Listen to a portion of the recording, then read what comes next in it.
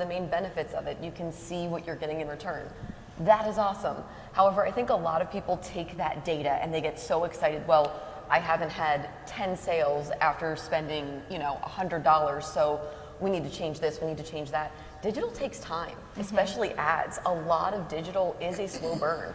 And I'm actually working with a client now, and it's like within the first 30 days, and they want to yank all of the LinkedIn ads that we've set up. And it's one of those things where you have to really be able to step back. This is going to take at least 90 days to learn. Yeah. And then once you learn, you have to adjust. And I think that there is a sense it's so easy to change, but it shouldn't always be. You shouldn't change the second that you're concerned. You need to understand why it's not working.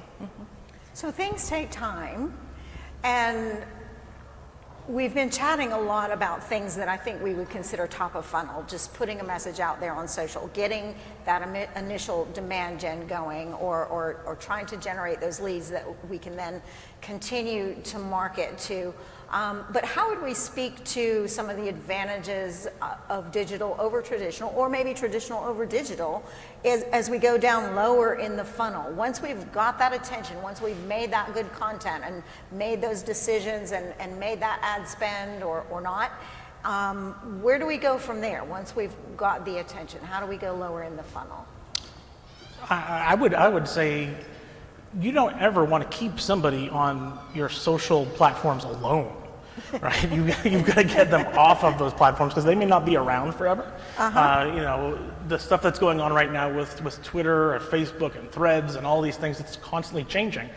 The goal should be, you want to increase your followers and your impressions that you're getting on your digital, but you want to get that secondary action, and that action needs to be that signing up for a newsletter or visiting your website and signing up for the product, because at that point you're going to be able to connect with those, customers easier, because you're going to have their email addresses, you're going to have a way to contact them, you're not going to have to rely on what's happening on these social platforms.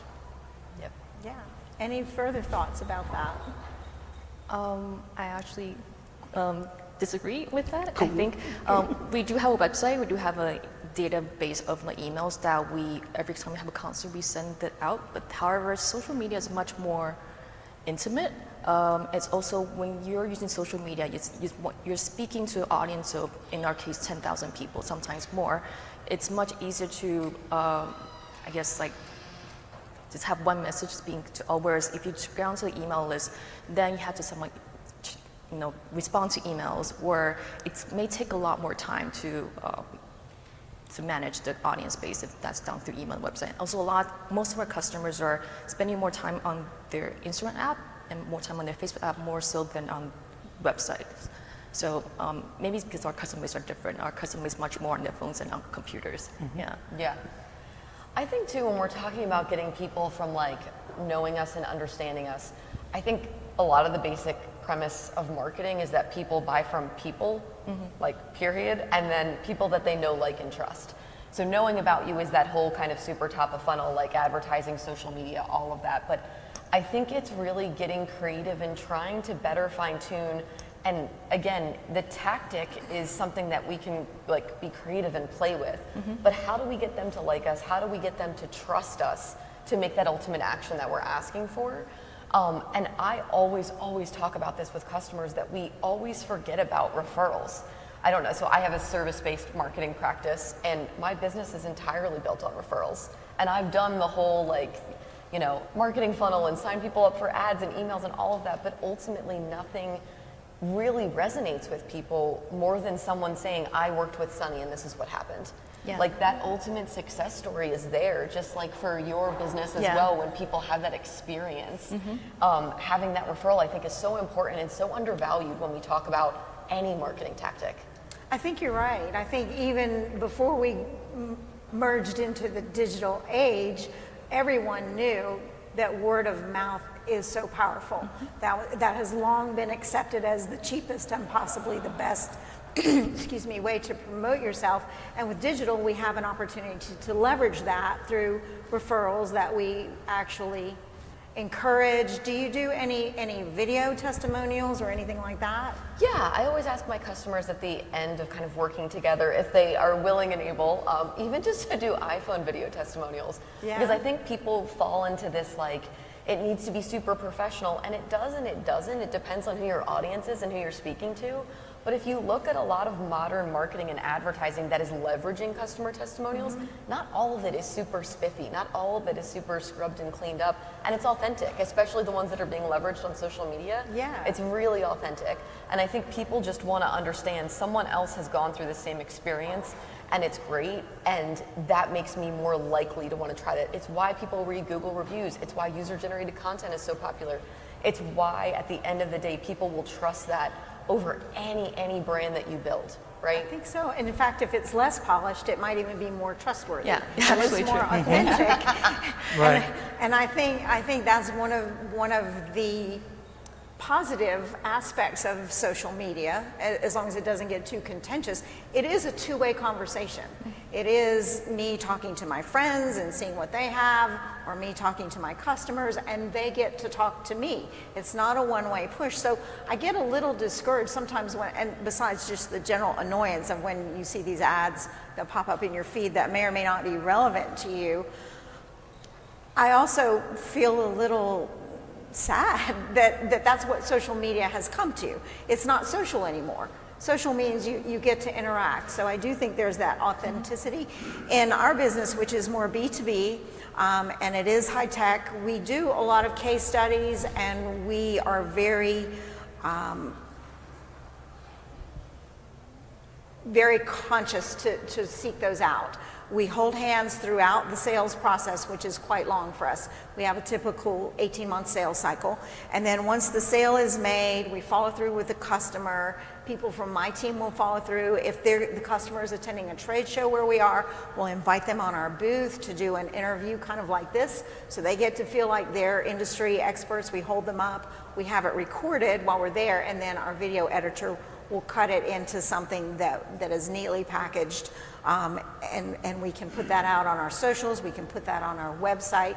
So we do value that kind of content, maybe even more than what we create. I think our potential customers trust others like themselves more than they trust us who want their dollars. And wouldn't you say that maybe social media is actually the ultimate tool of word of mouth? Because if you can get your customer to talk about you on their profile, that's usually the best way to form marketing, in my opinion. What do you think? Yeah. Yeah. No, definitely. And I love too, like when social media is done well, Yeah. it is very one-to-one. Yeah. I think a lot of people, I always joke, a lot of social media accounts are like standing up here and just talking about yourself for like, an hour and a half and expecting people to like it. Yeah. Whereas social media done well is a conversation with the customer. And when you share likes and interest from them, when you share content that they've provided and all of that, when you encourage that for them to be a part of your brand, I do completely agree. Yeah, it's engagement more so than marketing. Yes. So digital comes with, as we've mentioned several times, it comes with advantages and it comes with pitfalls. And one of those advantages is that you can quickly change a message. One of the pitfalls is things can quickly go wrong. So when things quickly go wrong, as they do on social, nothing happens slowly on social, it seems like it happens quickly. When things go wrong, and I know, Sunny, you have some specific things to say about this one, what should you do? When things go wrong on social. Yes. So I think I myself am not a person who particularly likes social media. I'm up here at a marketing conference talking about how I don't like social media. But I think for me particularly, it's not something that I specialize in, but I have had several times when clients have had issues with social media and things going, awry with things that they've posted, it being tone deaf, not received well, any of the above. And I think the question just has to go back to the customer. Is the point that they have relevant? Right? And if not, if this is indeed like a situation that's kind of identified more as a crisis, is that something we need to respond to? And can we do that in a way that really involves them and almost uses their feedback like customer research in what is received well, what isn't received well? I know, Brian, too, you have a lot of insights on this from your work with social media. Yeah. Working for arts organizations, there's always going to be some people that are a little bit polarized by some of the things that artists do, especially, if it's an uncensored artist or what have you. Thing that pops in my mind right away is a few years ago, the organization I was with was doing a drag queen story hour. And during that time, online, someone puts a post in the event on Facebook and says, "This is disgusting. How dare you folks expose our children to people in wearing women's clothes and just not, exposing themselves. And very quickly we see that comment and we post a picture of Miss Gidget Galore wearing this giant poofy puffy dog dress, and nothing in the world was exposed. You could barely even see their face. The dress was so large. And we posted the picture and I said, we appreciate your comment, but that is not exactly what's happening. And we cleared out the whole, specified what was happening and what we were seeing and how we believed that everyone was entitled to free speech. And the person then again continued on and was saying all these things. But at that point, we made our case. We said, this is why we're doing it, and this is what we believe in. When you build a fan base and you build that social network where it's actually social and people want to follow you, what the beautiful thing was, the conversation continued and we weren't part of it. All of our fans were now talking to that person and trying to educate that person and posting pictures of their kids with Miss Gidget. And it was just a really beautiful thing to see that our fans came to our defense and told that person what was what. Yeah, and you didn't have to be part of it once the fans got going, but you didn't Right. shy away from being part of it when it first happened. Right. I've always heard, and I definitely agree with, if people are going to say something bad about you, they're going to say it. In fact, if they're mad, they're definitely going to say it. It might be not comfortable to be in the room, whether that's a digital room or a physical room, when that happens. But if you're in the room, you can become part of the conversation and possibly even part of the solution. If you go away from the room or you won't go there, then you don't have a shot. You've given them total control of the conversation. Give them the megaphone. Exactly. Recently, our company, and I can tell you all this because you're not in my industry for the most part, but if you tell people in my industry, that's okay. One of our products is something that was an acquisition about 10 years ago. It is called ClickEffects. It was the dominant technology for controlling large venues. So if you go in a stadium and you see all the ribbon boards and you see the things at the end of the field, whether it's a Jumbotron or some other manufacturer, or if you're in an indoor arena and there's a center hung and maybe there's other displays in the concourse, ClickEffects would let you, with a single button touch, moment of exclusivity, there's a score, a goal, a touchdown, whatever, sponsored by Coca-Cola, you can light up everything with that sponsor. Or you can put different things on different screens. But it was very easy to use. It had dominant market share. Unfortunately, as often happens when there's an acquisition, investors feel like, oh, we've got this good thing, we don't have to put any money into it. And if any of you know anything about technology, you know that's not true. You have to always be keeping it up to date, making sure it works on the latest platforms, and we didn't. And the result a few months ago was a New Jersey Devils game went dark. They had to stop the game, and it was because of our technology. And the person who was tasked with that product, the person who's been tasked with managing the resurgence of that product, they wanted not to go to a convention that is happening at this very point in time with that industry. But we talked about it, and they're there. So they will be part of that conversation. But we did something interesting before they went, and right after this happened. We did what we called a rude Q&A. We worked with our PR firm, and they came up with the meanest, toughest questions people could ask us, why we were so negligent, why did this happen, what were we going to do about it. And we very thoughtfully, not in a con artist kind of way, but very thoughtfully came up with our answers. So whether I'm asked, whether our PR firm is asked, whether our CEO is asked, anybody in the company, they know now what our plan is. We've made our apologies. We've been very public about it. We've owned up to it. And I think when you do something bad, that's the best you can do, is own up to it. You can't fake your way out of it. Then you're just going to make yourself look worse. And you have to own what you've done. That's a best practice. It really is. Yeah. Before you enter into any sort of campaign, I will always work with a client and say, what kind of negativity do you think might come from this? Yeah. And when you understand your client, you will understand what kind of things you can't expect that someone might say. There's been a lot of talk throughout the last few days about avatars, like creating that vision of what that customer is or that user is. And if you say, well, I'm just going to create a negative Karen kind of character, then you understand that this person might say this or they may have this reaction, and just preparing yourself with talking points is just a great practice to be in. Yeah, I think we always have to be prepared, and we can't take anything for granted either. And Cindy, you made a good point the other day when we were exchanging about what was going to happen today as far as trends on the internet. How often do they change in social media? How often do trends change, and should we take for granted that what is today is going to be a year from now? Definitely not. In my opinion, I think on social media, the trend probably gets updated every 6 months. I feel like even the Instagram algorithm gets updated every 6 months. So what's trending now, what people are working today, they would definitely not work maybe even 3 weeks from now. So you always have to pay attention. So it's not about, sometimes when we hire people, it's not always about hiring people with a lot of experience. It's hiring the smart person that can react to what is popular now. And the beauty with digital marketing is once you post an ad up, if it's now well received, either take it down or you can just update a message from the ad. So that's a great thing about digital marketing. However, our agency also do a blend of traditional marketing and also digital marketing, because I think the traditional marketing in our agency is much more like printing posters. There's a longevity in that when there's a print product that people can bring home, they can last longer. However, it takes a lot longer and much more expensive to produce as well. Yeah. So you have to keep your eyes open, and Yes. you have to keep your finger on the pulse, and Yes. always know what's going on. Circling back to something you said earlier, Brian, about how your community came to your defense. Let's talk a little bit more about community building, because that can be digital, but it can be done in a more traditional way as well.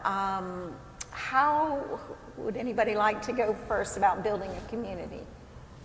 Building community? Yeah. I think building community depends on what industry you're working in. I think you might want to start with a core message first and see how people react to it. If there's nobody paying attention, then switch maybe every 3 months, switch the message, see if anybody else will want to follow the new message.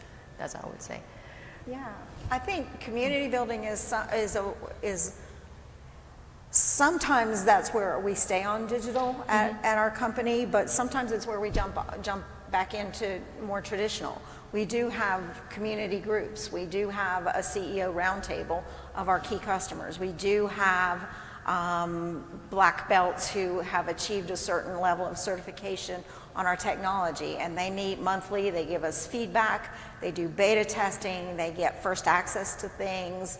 They get swag, of course. When we go to industry events, we have dinners for people. So all of those face-to-face things that maybe we've always missed on digital, and we've missed a little bit more over pandemic times, I think we've discovered that they're really valuable as well. And I think in that realm, at least community building, neither digital or traditional should stand on its own. Those people that we meet in person, that we take to dinner, they're also interacting with our LinkedIn and other social channels and comment. In fact, we even encourage them to contribute some of their content and influence their followers. So it really is a good blend for us. I love too what you said about like blending the two, because I think what's lost now, I don't know if I'm the only one that feels that way, but I feel like so much of marketing nowadays is boring and it's all the same. And I can't tell you how many times I will just scroll through ads and be like, nope, and I will just completely disregard, sponsored ads on Google. I will get 1 million emails in my inbox a day and I will just get rid of them. And I think as marketers, a lot of people have become far too dependent on digital marketing. I think that there is a miss in people being creative with what they're putting out. That's why I love when you were talking about quality, and I'm like, yes, because what we traditionally think is that this is the way that people like to be engaged with. I do a lot of customer research, and one of my questions is usually, how do you like to hear about products or services like these? Almost nobody says digital ads. No. Some people say social media, but they want to be someone that's actively engaged with that audience already. So it's just interesting in that, like, I think to be a great marketer today is to be a good listener and to reverse engineer it. Like, is this something that I would be interested in, that I would actually stop and like take a look at? Because I ask people all the time, name the last great digital ad or Instagram post you saw. Don't worry, I'll wait. Like, you know what I mean? Right. Yeah, I think you're absolutely right, Sunny. And something else, I think it was you that said this to me the other day, how important it is to have a very simple and definite CTA. If you want them to do something, tell them what it is you want them to do. Yeah. Do you want to talk about that anymore? Yeah, I mean, it's funny to me because I have a lot of clients when I talk to them about calls to action, and it's like, you know, like contact us or learn more or whatever. And I say this all the time, you have to ask people, like you have to tell them, this is what I want you to do. I want you to buy tickets. I want you to book a call. And I think we try to make it far too, I understand the premise of nobody wants to be sold to, but I think we've become too timid to ask for what we're really looking for. Yeah. You know? Yeah, and people can get lost in the journey. Yeah. And then we end up sending them things they're not interested in, especially, we use HubSpot at our company, and when I work through, we'll have our ops team, our marketing ops team work on various workflows, and I'll look through and I'll say, well, just because they open that, do they really want that? Or because they open that, maybe we should be jumping right to a webinar or jumping right to sales or what. So we constantly have to be looking at what people actually open, not just what they respond to on social, but what they open, what they click on our website, every interaction that they have with us. That analysis is important. And that's a part I'm still struggling with. I think it's part art, it's part science, it's part black magic. Yeah. I'm not sure what it is, but if I can't figure it out in an efficient way, I'll dig in and I'll look at one person's journey and another person's journey and really try to figure out what's going on and what people are responding to. I think one of the things too I feel really passionately about is like, because I love data and metrics, and I think digital marketing is so great for having that to be able to analyze and trends and all of that. But like, I think we're missing a human component of marketing though in a big way of just asking our customers what they like. Because when is the last time someone has asked you like, how did you feel about these emails you received, and like had a face-to-face conversation with you? And I think that there is this notion that marketing research has to be expensive or time-consuming or costly. And in fact, it's none of those things. We were talking about SurveyMonkey the other day. Yeah. You know, Google Forms. Google Forms. Yes. I think like, when's the last time that you literally asked your audience what it is they want and what they like and what accounts they think are, you know, if they're in social media based, like what accounts they think are great or what emails stopped them and made them think, or how they like to get communications from you. You know, I think it's just a big misconnection. It's not hard to do, is it? And polls on LinkedIn you can do as well. So we're gonna have fantasy time now. Imagine that you have a campaign to do, and you need to present the organization with a budget of how you're going to do this for $1,000, and then a separate budget of how you might do it if they happen to have $100,000, because they haven't decided how much they're going to spend. So what would you do in either of those cases? How would that look different if you had very little money but a little bit versus a pretty significant amount of money? Brian, I see you thinking. Do you want to Well, I'm just thinking, man, it'd be amazing if I had a $100,000 budget. Same. I mean, I'm thinking it'd be great if I had a $1,000 budget for some campaigns and nonprofits. It really just depends on the product. You know, if I'm marketing, you know, a brick and mortar restaurant, that's going to be a lot different than if I'm, doing some promotions and marketing for an arts organization. So it also depends on the public perception of that brand, and when you get into some of the brands that can create a following and really kind of tilt the meter of like what is acceptable and what's not acceptable when it comes to marketing, there are going to be some people that are going to do things better. I mean, I always look at if you haven't seen the Twitter feed for Wendy's or the Twitter feed for Tushy Bidets, it's ridiculous. They were talking about Barbie's BH, and they're like, well, do you think they have one of these in Dreamhouse? Saw that this morning. I'm like, that's a great tweet. So making yourself, as more interesting for followers, depending on what your product is, of course, and your tone of voice. But, if you have just a small $1,000 budget, you can put that towards some small micro campaigns that run a short period of time and switch them out every few weeks or so. But if you have something that has, hundreds of thousands of dollars, then heck yeah, use the tools that are out there digitally, create I hate to use the word a viral campaign, but get into some guerrilla marketing stuff. Connect with some influencers in the community and see how they can help you achieve a goal.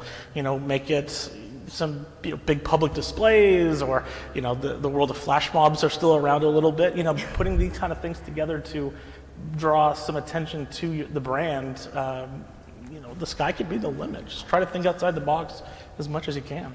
So you're going to use that extra money to sort of leverage some of the things that you have going on anyway. Definitely. Yeah, awesome. Sunny, what do you think about that?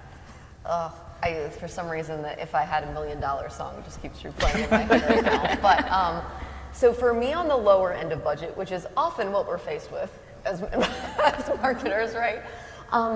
I think I just go back to impact. My biggest thing when I am trying to figure out from a marketing planning perspective of where to spend dollars, what are we looking to achieve, and where am I going to find the biggest impact? And so if I had, let's say, $1,000 from someone and it was a B2B service like my own, could you use that to take out your top 5 clients out to dinner and talk to them about either upselling or referral programs and incentivize those? Right? Like, could you get super grassroots in front of the people that are likely to spiral out your business? If it was a product and I did like yoga mats or something like that, or like yoga hair ties, could you go to and use that and maybe do 5 activations at yoga studios? And then you talk about that, it starts getting buzz and generation and all of that. And then as you have more funds, you build it around that. As you have more funds, you start building out the traditional campaigns, the digital campaigns, all of that around it. But I think for me, it's how do I break up the monotony here? Like, how do I do something that's going to get to the heart of the customer and have them experience what it is that I am talking about, that I am interested in, that I want to sell? Now, something you just said jumped out at me. You said take your top 5 potential clients out to dinner, and that's what you're going to do with that $1,000. If you had $1,000. Was it you I was chatting with the other day about the 20% and the 80%? Yes. Yes, I thought so. So do you want to dig into that a little bit more about are we always looking for the most number of people, or what people are we looking for? No, I always tell people when I talk about referral programs, I'm like, you don't like all of your clients. I don't like all of my clients sometimes. So I break them up into 1s, 2s, and 3s. My 1s are pie in the sky, dream client. I will take 30 more of them on any given day. My 2s are the people that I'm like, meh, I'd work with them again. And the 3s are my absolutely not, I never want to see this face again. And I feel like you have to think about it from what is going to take your business from here to here, right? Who is going to advocate for your brand? Who never gives you pricing objections for your brand? Who is going to tell other people and be excited, and you want to be part of the journey with you? So not just who could use what I have to offer, but who would be a really good client that would add value to my business and my brand. And who already does. Yeah. Right? Those people usually already do. They're already there. Yeah. Awesome. All right, Cindy, I know you've had time now to think Yes. about this. Actually, it's surprising we have really similar ideas about the small budget, because I think similar to you, if I have a small budget, $1,000, that's not quite enough to actually, I guess, sell the concert to somebody else, convince somebody to buy into the concert. I'll probably focus that $1,000 on my existing people that already love our music, love our artists. So I would look for existing clients and look for people that could be your champions, and they're usually look for somebody that's some sort of impact leaders. So they have their own podcast, they have their own community, they have their own following. Take those people out for dinner, buy them small gifts, and hey, we're here, we're having a concert next month. Do you want to talk more about how you can partner with us? So take your existing people that champion your ideas out and then build on that. I think $1,000 is just enough to do just that. $100,000, I think personally for my industry, I would love to at least produce a marketing video, because with something like that, that has much more longevity to it, we can take that video and use it maybe 5 years after and make it look nice. I will probably also buy a billboard in some iconic venue, maybe on maybe the bus stations or in front of Billboard and Carnegie Hall. Not to say that the billboard is actually going to make anybody buy the concert, but you're doing that to say that, hey, we have a billboard at this venue, we have a billboard at this location. To say that you have like a billboard there, it's going to add to your brand name, to something to add to your brand name furthermore. Yeah. That's amazing.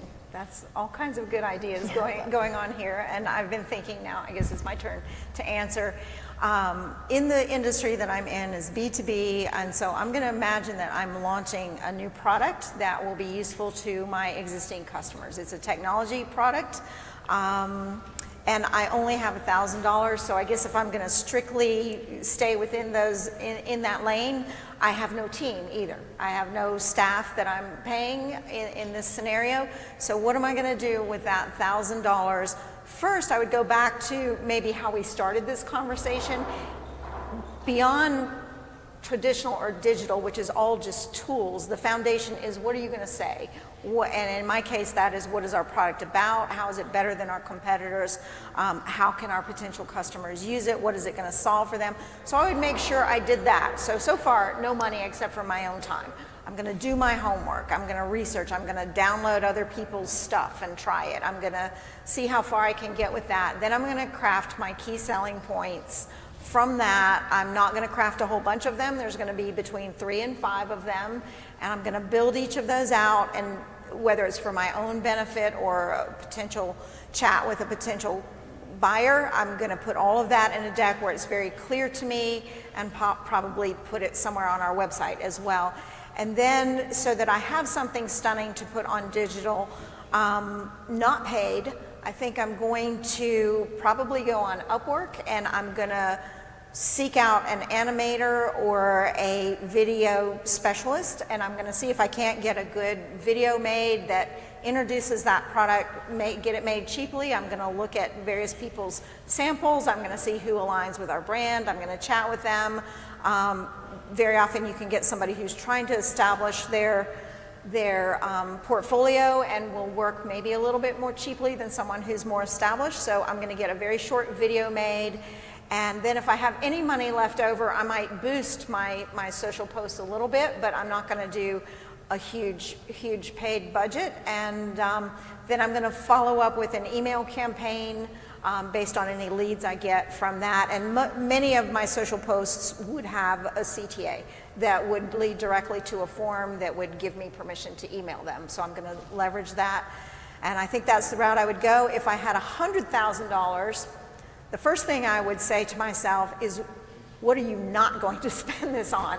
I have seen, because many people will take my money. If I have $100,000, many people might even think I have millions. From the emails I get, you'd think I had millions of dollars of various things I could spend it on. But I have seen trade show booths that obviously cost a fortune and no one was in them, except the people standing around looking bored, chatting to each other with their colleagues. I would possibly invest in a trade show presence for that product, but I would do it in a very considered way. Who is going to be there? What kind of lists will I have access to? Who can I scan as a visitor? Who will I actually get permit?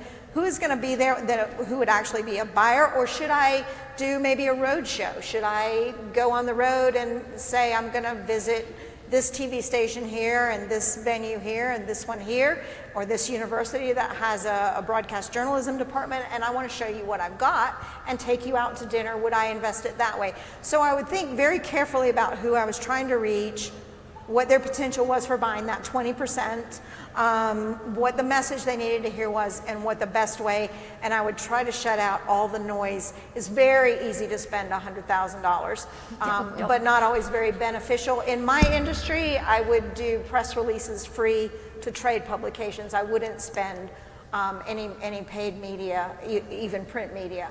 I might write an ebook if it came to that, so I'd have some lower funnel content, and that's the route that I would go. We're right at 3 minutes remaining, and there's so much good knowledge right here to my right. And I would love for all of you to have a chance to pick brains if you like. Any questions from the audience?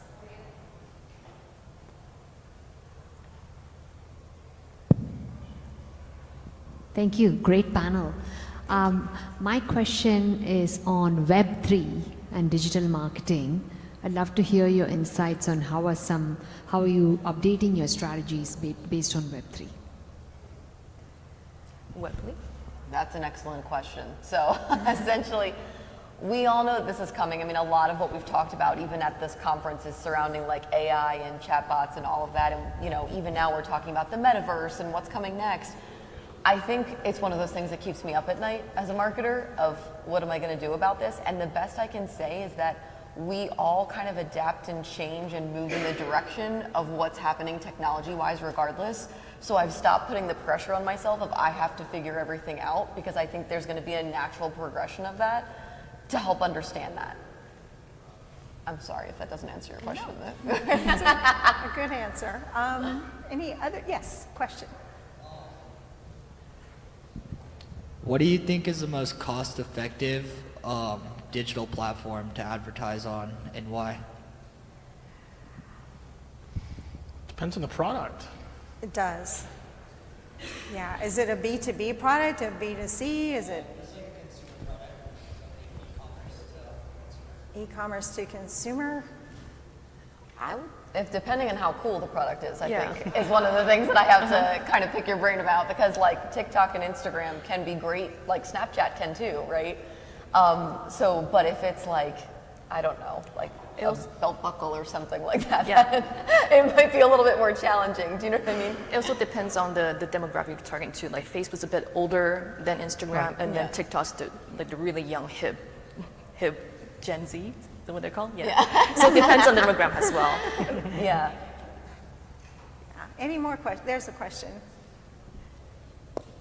Hi. For a B2B, what kind of campaign would you recommend for a services organization? What kind of, I didn't catch. Campaign. For a service. a For B2- services. B2B services. So there's no product, it's services. Yeah. I would use a tool like Apollo IO to identify my potential customers, and I would craft an email campaign. I would think about what those customers need, what they want. I would certainly have a landing page set up, a place they can go, and then I would craft an email campaign of about 6 emails to them. I would cadence it out not too close, maybe every 2 weeks, so you don't get dinged for spamming people. And then I would have a plan in place for those who respond if they want to come to a webinar to learn about my services. I'm assuming that you're targeting not a very specific regional or one city, more of a national or a global audience. Yeah, if it was a city, I might do it a little bit differently. I could go see them. So I would then have lower funnel activities, plan probably some ebook or some thought leadership content to show that you really are an expert and you can help them. I would do it that way. Personally, I just do a lot more organic. I would probably use LinkedIn for lead gen, and then find the person that's gonna, say if you're selling IT, then you want to look for the CTO of the company. Then add them on LinkedIn. It's going to be a bit longer, but add them on LinkedIn and send them a message so you're not part of the LinkedIn ad message box. Or if you have phone numbers available, call them. Or like, LinkedIn messaging or call them. This is two-way I go because it's actually, these are really busy people. They may now check their inbox for ads, check their phone for ads. Actually, we're out of time now, so Yeah. thank you so much. Thank you, panel. Let's give them a round of applause. Thanks a lot.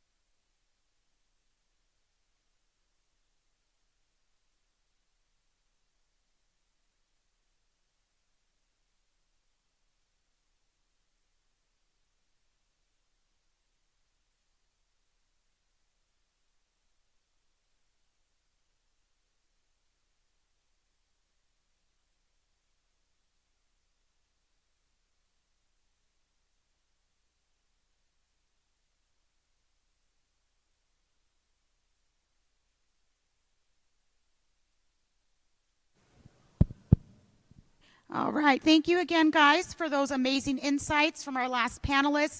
They were very great tips on marketing success, and I'm sure we'll all use them very much in the near future. Now, we all shop online, of course, and yes, we can't get enough of the convenience that it offers. Online shopping has gradually taken over in a way that we've all become accustomed to, of course. And taking us through more fascinating details, our next panelists will share their insights on the topic, the elevation of e-commerce, how online shaping will change the future. Please help me welcome our panelists, Mr. Bill Mower, Chief Marketing Officer at Intensity Analytics. That's right. Perfect. And I also have a Miss Ariana Lupai. I hope I pronounced that correctly. CEO, consultant at Aprodisio, and Mr. Rich Tran, Chief Strategy Officer of Trishula Consulting, LLC. I also have a Mr. Brandon Albelson, Digital Marketing Manager of diotata.co. And last but not least, I also have Mr. Jake Ruttenberg, who is the CEO of GripPod Systems International. Now, they'll take us through this next discussion. They'll enlighten us on their secrets of behind e-commerce and its growing popularity. The stage is yours, guys. Thank you. Thank you, everyone, for being here today. We're going to talk about e-commerce and how that's going to shape the future. I'm going to introduce myself first, and I'd like everyone to introduce yourselves as well. My name is Ariana Lupi. I'm an SEO consultant and also a founder of Aprendo SEO. It's a platform to learn SEO in Spanish. And I'm here to talk about all things SEO and e-commerce, but I also want you guys to introduce yourselves and let me know what you experience with e-commerce in general. Sure. So my name is Bill Mower, and I am the Chief Marketing Officer for Intensity Analytics. We're a company that can tell you from how you type or how you interact with a computer. And so our software is a security solution, but it can also do many other really interesting things. My background is as a software engineer. I went to Carnegie Mellon University and became a .com guy back in the day and helped many brick and mortar retailers join the digital world and built some pretty large e-commerce sites for a series of customers throughout the North America and the world. Awesome. Rich? Rich Tran, I'm with Trishula Consulting. I serve the public sector, so I really haven't touched e-commerce per se, but I've worked with and for and consulted for systems integrators and help the federal government digitally transform and modernize their processes and infrastructure. My spin on e-commerce would be from that lens, and I'm leaning on Bill here to have this dialogue with me, so thank you, Bill, for having a common background. I'm Brendan Abelson. I work with Diotata.co. We're a growth marketing agency focused predominantly on e-commerce and B2B advertising. We manage about $10 million a month in ad spend. And yeah, I've been in e-commerce about 3 years now, but prior to this, I worked in political advertising. I did political campaigns and government entities, and let me tell you, e-commerce is way better. Way better. But yeah, Jake. My name is Jake Ruttenberg. I recently joined the GripPod family. I've been in the defense sector for the past 6 years, and I've come in to kind of take the task of bringing their company into the retail and e-commerce space. I've spent the past several months working with all the large brick and mortar, but also e-commerce retailers in connecting our space from the military side, bringing it into the civilian side and into the e-commerce integrated platforms to boost sales, and happy to be here. Awesome. Thanks for sharing, guys. I love it. We all have like such different backgrounds. So the first question will be, how do you see right now online shopping how do you see it has changed the retail industry in general? And how do you see consumer behavior is at the moment? I think I want to start with you, Bill, and see how you saw like that transformation. Yeah, so I think there have been a couple different transforming events in retail. You know, obviously the birth of the internet and, you know, the Web 2.0 phrase, you know, sort of digitally bound e-commerce platforms to engage with their customers in new and different ways, you know. And then more recently, I think the pandemic opened up, you know, both a dependence that our country has on e-commerce retailers and Amazon and other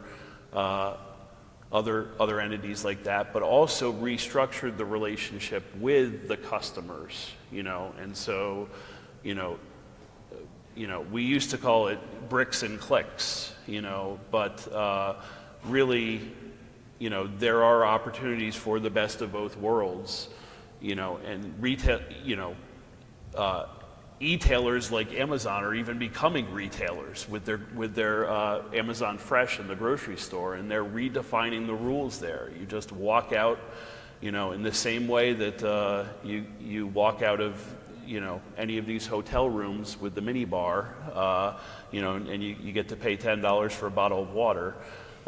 You can do that with Amazon. And so I think the rules around what's possible and the engagements that customers want have dramatically changed the world of retail.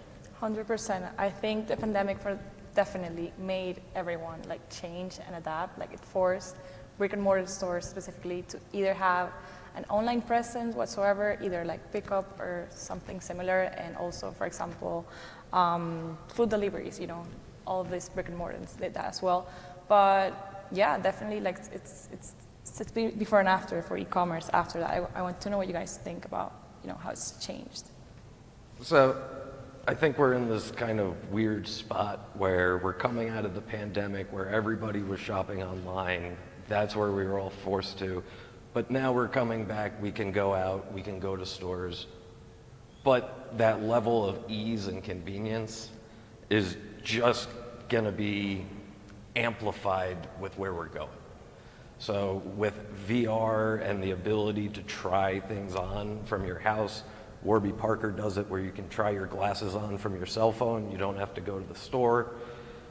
It's just, we're in this spot where we know it's coming fast, but how do we adapt? Because retail is going to go away. It's not going to be there in 20 years in the same sense that we know it now.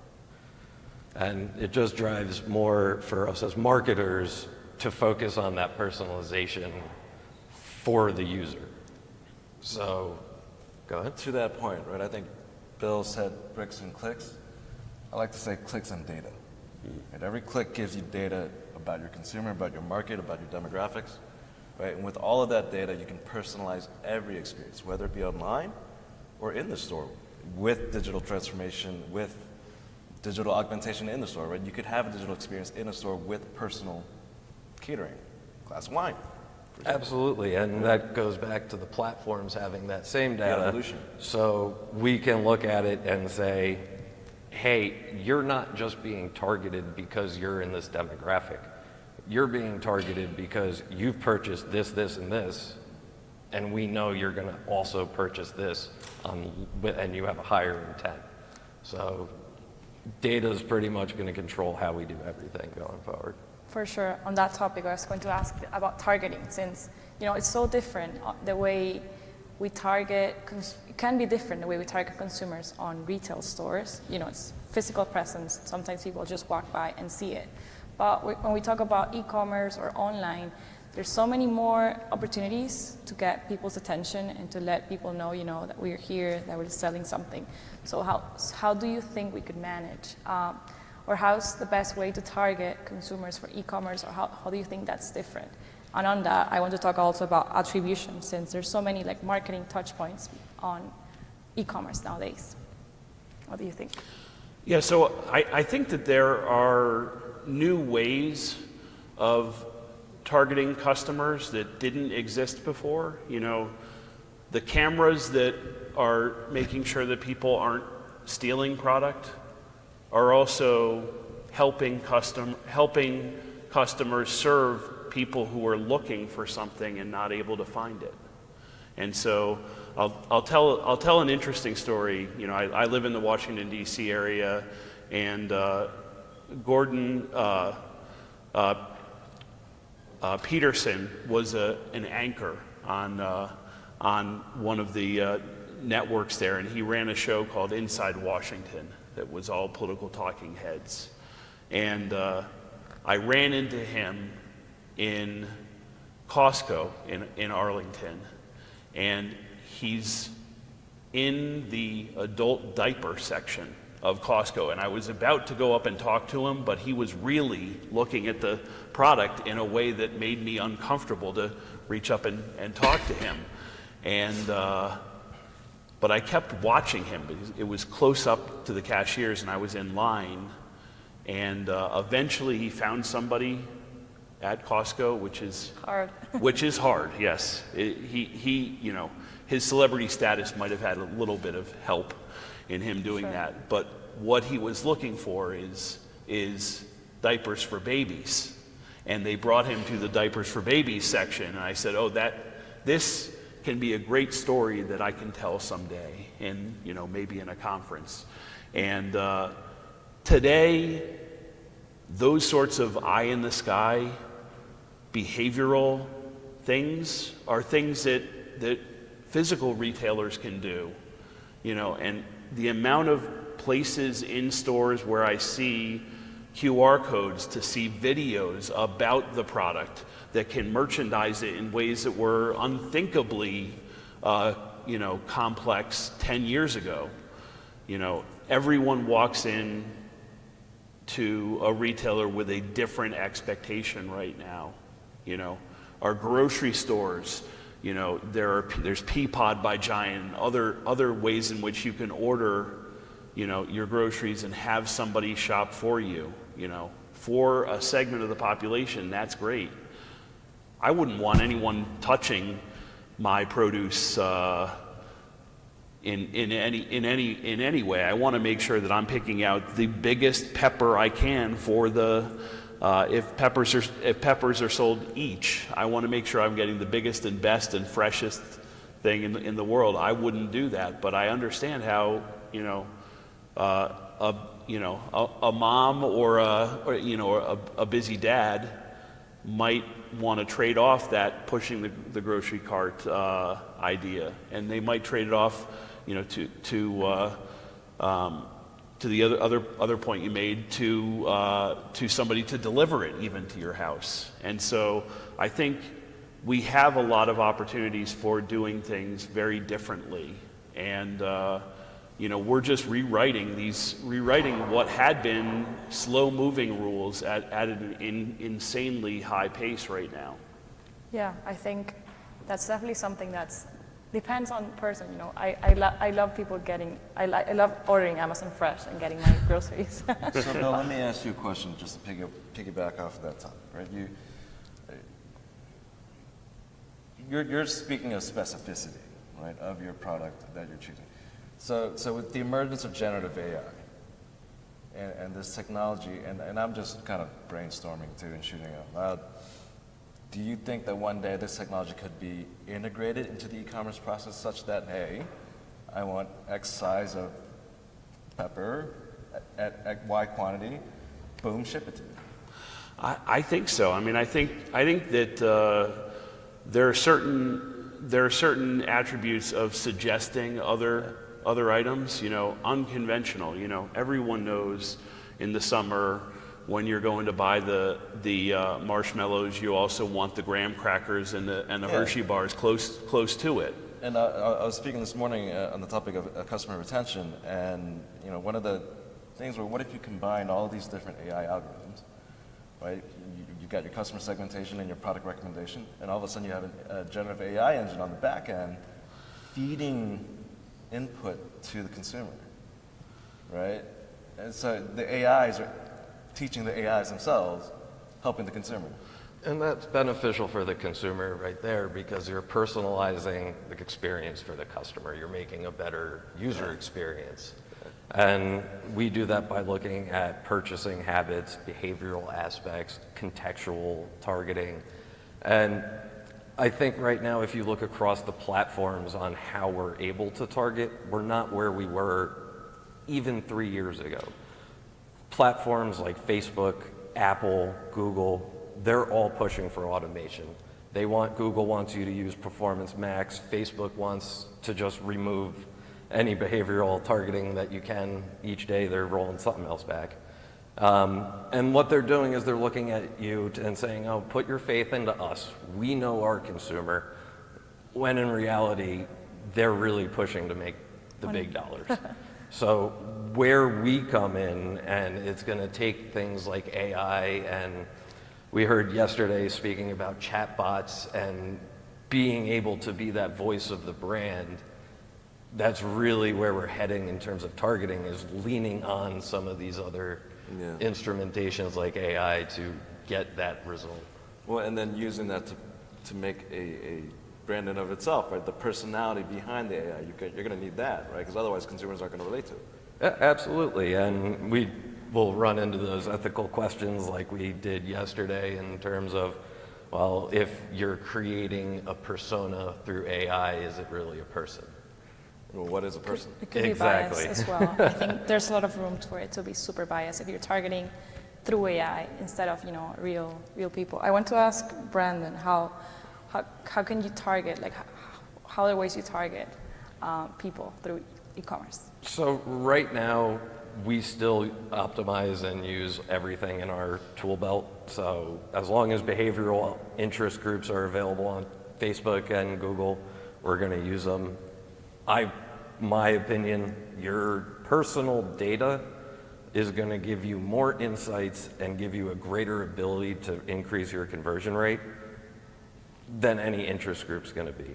If you have a lookalike audience, say, of 1%, and you're testing that against maybe demographical data, even say 54 to 65, and it's your target market, that lookalike audience off of your purchase behavior is going to have a higher click-through rate.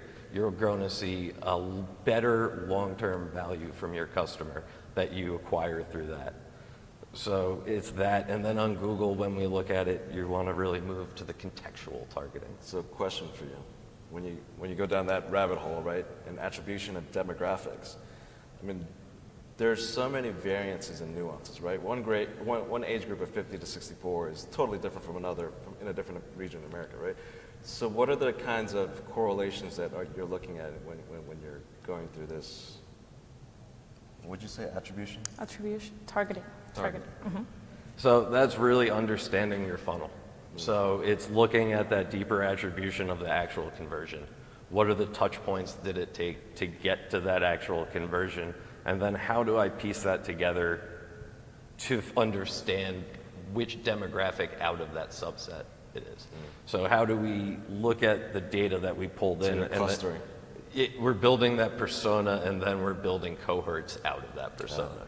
I think something I wanted to touch on was how the consumer journey is changing. Like before, it was more like linear, like you saw something, maybe you saw an ad, and then you converted. But nowadays, there's so much content.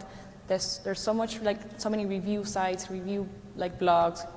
It's not like linear. You don't just see something, and then you maybe consider it, and then you buy it.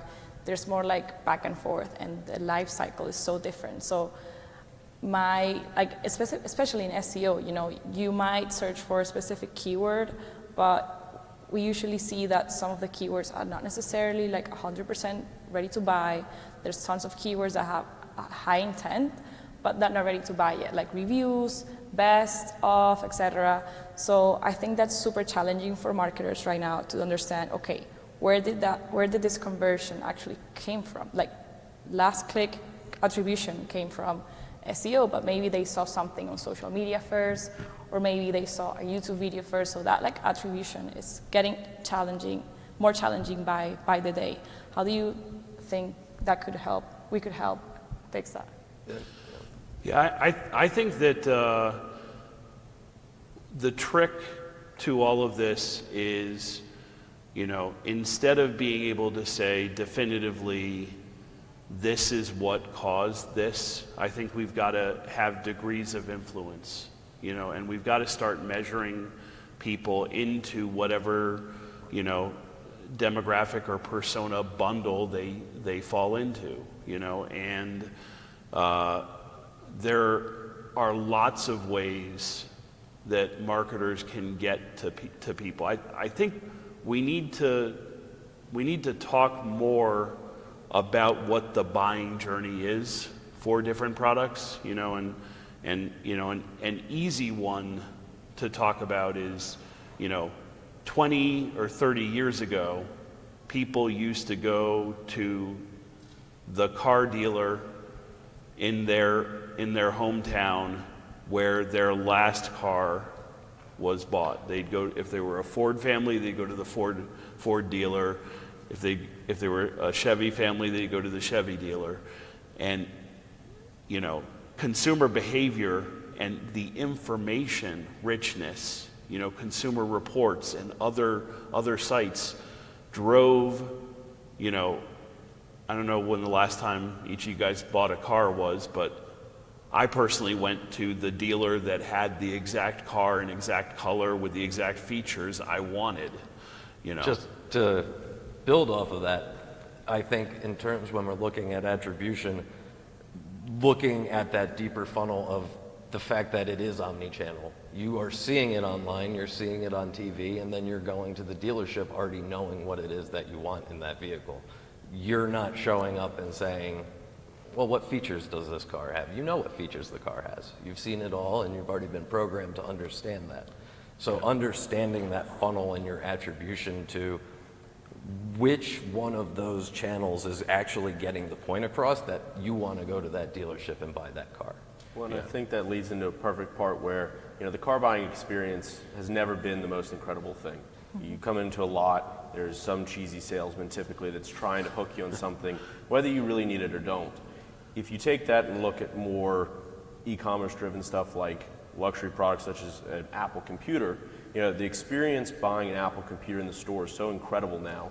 You walk in, they instantly have you with somebody, you get the computer, they spend all this money on the actual product itself, the unwrapping of it in the box. How do you take that and create an e-commerce experience? Because it's great if you land them one time, but if you can have a repeat customer, because the experience online is so incredible, the packaging, the way it shows up to the door from the second they click on that website, you know, it's the simple stuff. You put in your zip code and it automatically generates the city and the state and the country. The little things that make e-commerce better than maybe that experience of going to the store is something where, you know, I think there's going to be a lot of growth in For sure. in the I near think future. There's been many different shopping experiences that are now emerging. For example, like AR and VR. You know, you don't really like you said Warby Parker or Ray-Ban. You don't have to actually try on the glasses. I've bought glasses myself without actually trying them on physically. And that's one part of it. Or for example, when you buy stuff at Target, Amazon, Etsy, like home decor, etc., you don't have to you know how it looks. You can just test it with your phone. Those are types of experiences that are changing. So to build on that, I want to ask the panel this, right? E-commerce plus product development. Imagine AR, and you can generate content to see what kind of shoe you can design. Click, generate, manufacture, done. Yeah, and AI is going to help the whole logistics and warehousing because you're going to have automated robots running the warehouse and then AI-driven strategy that's running behind it, and the people like Bill who know how to code running the ship. Yeah, there's actually a study from Shopify I saw that when e-commerce integrate like AR or VR into their shopping experience, conversion increases by 94%. So I think it's important to see how each type of store or industry can adapt to it. For example, like physical things are easier, but I haven't seen it yet, but maybe like virtual try on clothes or things like that. I think that's going to be probably the future. I don't know what you guys think. If you've seen any other trend around like shopping experiences or merging, as we were talking at the beginning, like physical and online experiences, for example. Target is a good example. I love shopping there. You buy it online, but I love going there, so I pick it up there, and I might go and shop for something else. But it's just like the experience is so nice that makes me want to do both. Or maybe if I'm in the store and they run out of something, I'll buy it online and I'll get home. But it's all so seamless in the app. So I don't know what's your experience with like online experiences and hybrid experiences? I think it's all going to end up being that hybrid experience to even just fully remote as soon as they're able to actually put it into production at a large scale. I mean, 1% of the actual public knows that Web3 even exists. So you got to get people understanding these things before you get buy-in, but the ability to do it's already there. Yeah. And as a marketer, if you're not already putting together a strategy for that, you're already behind. Yeah, I'd add that I think that every brick and mortar retailer would benefit from creating a better experience for shoppers, and that's not just in how they position their products and how they merchandise them, but there's a very large luxury retailer that I did some consulting for that was talking about, they were worried about how young people are buying clothes in different ways than their mothers and their grandmothers bought, and their retail in-store experience was mother and grandmother driven. They're selling $400 denim jeans, and but they're not selling them to people who are under 25. And that retailer was examining doing things that are very successful in other cities, like pop-up specialty retailers, but doing it under their roof, where they get those high-end fashion designers to run a pop-up store within a store, and that might be the only thing they can do to get millennial consumers into something that they look at as, their mother and their grandmother's expensive clothing store.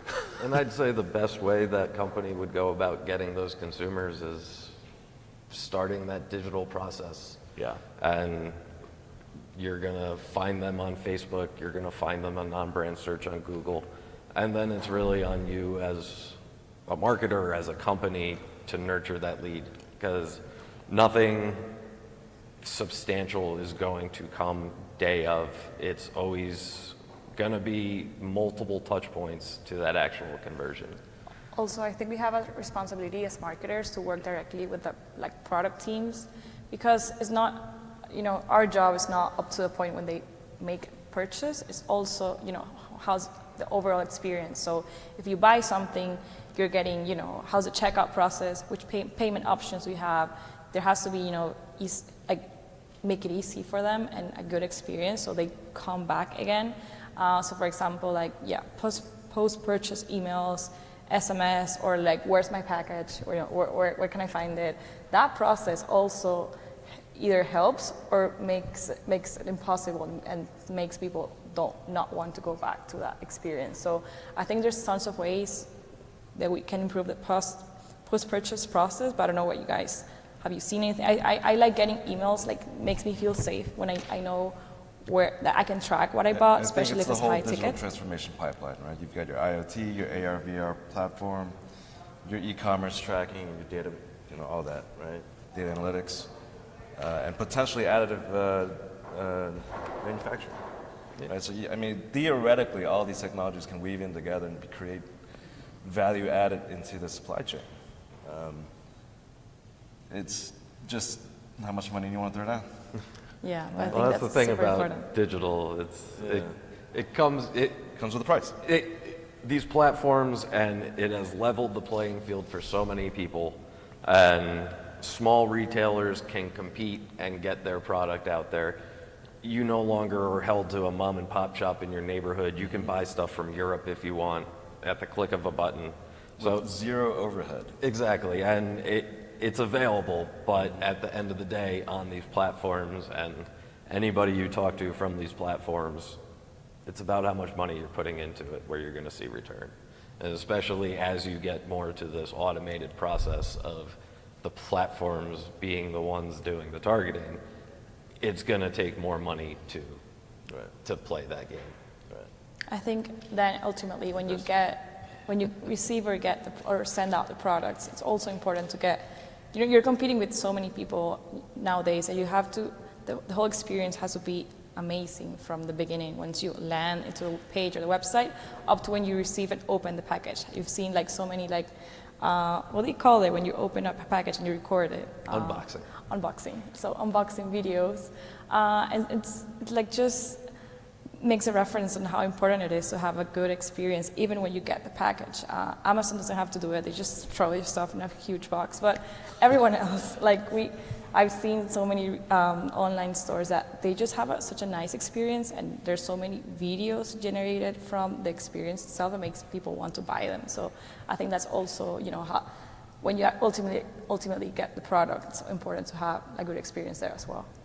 Yeah, no, it's clear that for high-end electronics, Apple has set the bar insanely high for that unboxing experience, and everyone else has followed suit. When you buy like an Amazon device, I'm almost shocked with how well packaged it is and how that experience is meant to be filmed. But you also have to look at, where are we going with merchandising, and if we're not, if we don't have to stick things on pegs anymore, and we don't have to wrap them in plastic, Amazon lets their customers order stuff with a highly recyclable, low environmental impact product. And that's what people are buying. Many people are buying that experience as much as they're buying the high-end, Apple experience. It's relative to the product that you're selling, Yeah. because I've worked with clients where that unboxing is what's going to change them from a one-time purchase to a subscription. Yeah. To that longer term value. And I have clients that are great. We could put it in a box, ship it out on Amazon, and call it a day. But it's relative to that product, and especially when we look at how we're marketing, what the creative that we need to put out there, those unboxing videos, someone getting an unboxing and taking a video and putting it on YouTube that can go viral, that is going to sell more products than sometimes the creative that you have teams putting together. So it's a compounding marketing effect. Exactly. And I think it also, we're talking about Apple, we're talking about Amazon. This is also something that majorly impacts small business. So if you, like for us, for instance, how I spent the last 6 months designing a new packaging that looks great on a shelf, but is also able to be shipped e-commerce. Right now, our product is in a packaging that every time it gets shipped, it gets dinged and busted up, and it doesn't affect the actual product, but the customer experience opening that box for the first time is looking at something that doesn't look great. It doesn't look appealing. And it doesn't have to be the billion-dollar engineered box that Apple comes out with that, you perfectly open it up and it's this great thing. And it also doesn't have to be something that's 100% recyclable, but just the little bit, even in small business, that making sure your product is able to adjust with how the marketplace is growing, and that you're going to see, you're going to have more e-commerce sales than retail sales, and making sure that you're not leaving either one of them behind. You don't want to abandon retail, and you don't want to abandon e-commerce. You want to make sure your product is evolving with the current trends to be a great experience no matter how the customer purchases it. Yeah, that takes it back to that just omni-channel marketing. We are hitting people at every level. Your brand voice needs to be in sync throughout every channel, and you really have to build that user experience. So can you expand on that? So every channel meaning, so different social networks, right? For example, LinkedIn, Facebook, Twitter, they're all going to be different in tone. So it's not even just so much the social channels that you're looking at, but the copy I'm putting on Google Okay. that I'm remarketing to the people that came to my site from Facebook, Okay. and then that are getting those follow-up emails and those follow-up text messages. We need to be speaking in the same voice, and if our email is saying something different than what our Google Ads is putting out, that it's dysfunctional. That user is going to think it's seeing multiple ads, multiple different informational pieces, instead of this is the product you want to buy, this is the product you want to buy, this is the product you want to buy. Right. In terms of, we were mentioning like channels, like marketing channels. Will you have, I would say I have a favorite. I'm super biased because I do SEO, but what would you say, like if you're starting out in e-commerce, which channel you think you can't miss, or it's a mistake if you miss out on a specific channel for a specific industry? Probably Facebook. If you're a small business starting out, it's going to give you the most volume. If you're looking at a budget, Google Ads is always going to be your number one search. And then I think right now, if you have budgets in your clients, TikTok is probably one of the best places to be for e-commerce right now. It's a little hairy because we don't know if TikTok's even going to be able to be used at some point, but as long as it's there, if you're selling e-commerce, you need to be on TikTok. Yeah, I would say that I think the richer the channel, so video, people have been talking about video taking over, and the reality is video is already taken over, and so instead of, Consumer Reports having a Kindle, the e-ink Kindle, the Remarkable notebook, and the iPad together, if you have a video of somebody showing you them side by side and showing you the difference, that experience is something that is much more earned and understood by the consumers, and so people are looking for that, and the smart retailers are the ones who are promoting that content with ways of connecting that back to them. For sure, I think two things like influencer marketing and user-generated content are also going to be huge, because people are getting targeted in so many different ways that there's like the trust can be lost. Like you don't know who to trust. You don't trust the retailer that's selling you something. You might trust an influencer that you follow because of their values, because of their background. So I think it's going to be important for retailers like e-commerce, like who do I trust? Who has the same values as my company, my brand, and target consumers that way. That doesn't seem as salesy, but more like, they do it every day. So I just heard social media, video, what about podcasts? And so now we're in the realm of content generation, and I want to touch on the topic. How does generative AI change e-commerce, right? How is it going to change everything we do in terms of marketing our goods and services? I'd say for e-commerce, in terms of SEO, there's tons of ways you can use AI to optimize and automate like titles, descriptions, and work in bulk.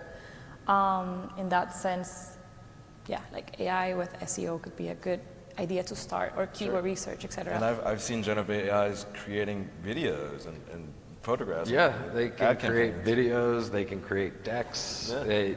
There's so much more that this can do that we don't even really know about. Right. But it is going to change everything on how we do it. Mm-hmm. It's right now we're in a spot where I don't advocate taking anything you get on ChatGPT and posting it into an ad in any way. But as inspiration as to write that content piece for SEO that you need to do, and then do a spot check on it, make sure everything's good. Sure. Things that used to take you 3 hours to do, you could do in 25 minutes now. So it's going to create our ability to do things like dive deeper into the analytics of stuff.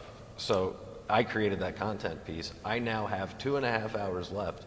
I can dig into the analytics and big data that I pulled from my Or content. now you can create a podcast version and a video version all at the same time, using the same voice and tone, distribute it omni-channelly, and be done with it. Exactly, and it just goes into efficiency. Right. Yeah, I think the one area where I'd caution any marketer in generative AI is that there's a fine line between producing content that will target a specialty demographic and producing patronizing content that will alienate that very same audience, and the shelves of retailers are stocked full of Bud Light right now because of a decision that not the CMO but a single marketer did with an influence marketer that divided their. And that goes back to know your audience. Yeah. So whoever did that obviously did not take into account who their target market really is. Or they thought that never the twain shall meet. Their traditional consumers, they thought, were not following this Instagram influencer, but when the media picked it up, all of a sudden it created a crisis in this company. And as marketers, it is our job to know our consumers and to know the risk that you run with appealing to increasingly niche marketers and I think quadruply so, right, for e-commerce, right? Because our presence is global at the click of a button, right? And I think we just got to be cautious. Agree. Yeah. Agree. 100%.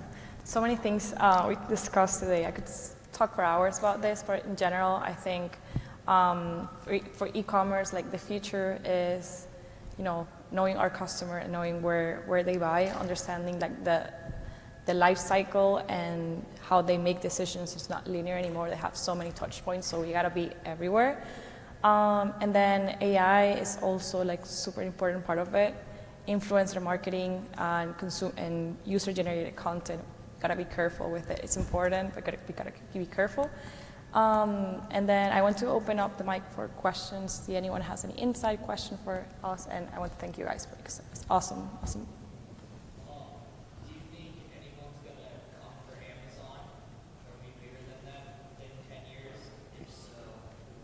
No. I'd say no, but I think Google Shopping wants to take part of it. And Google Shopping does.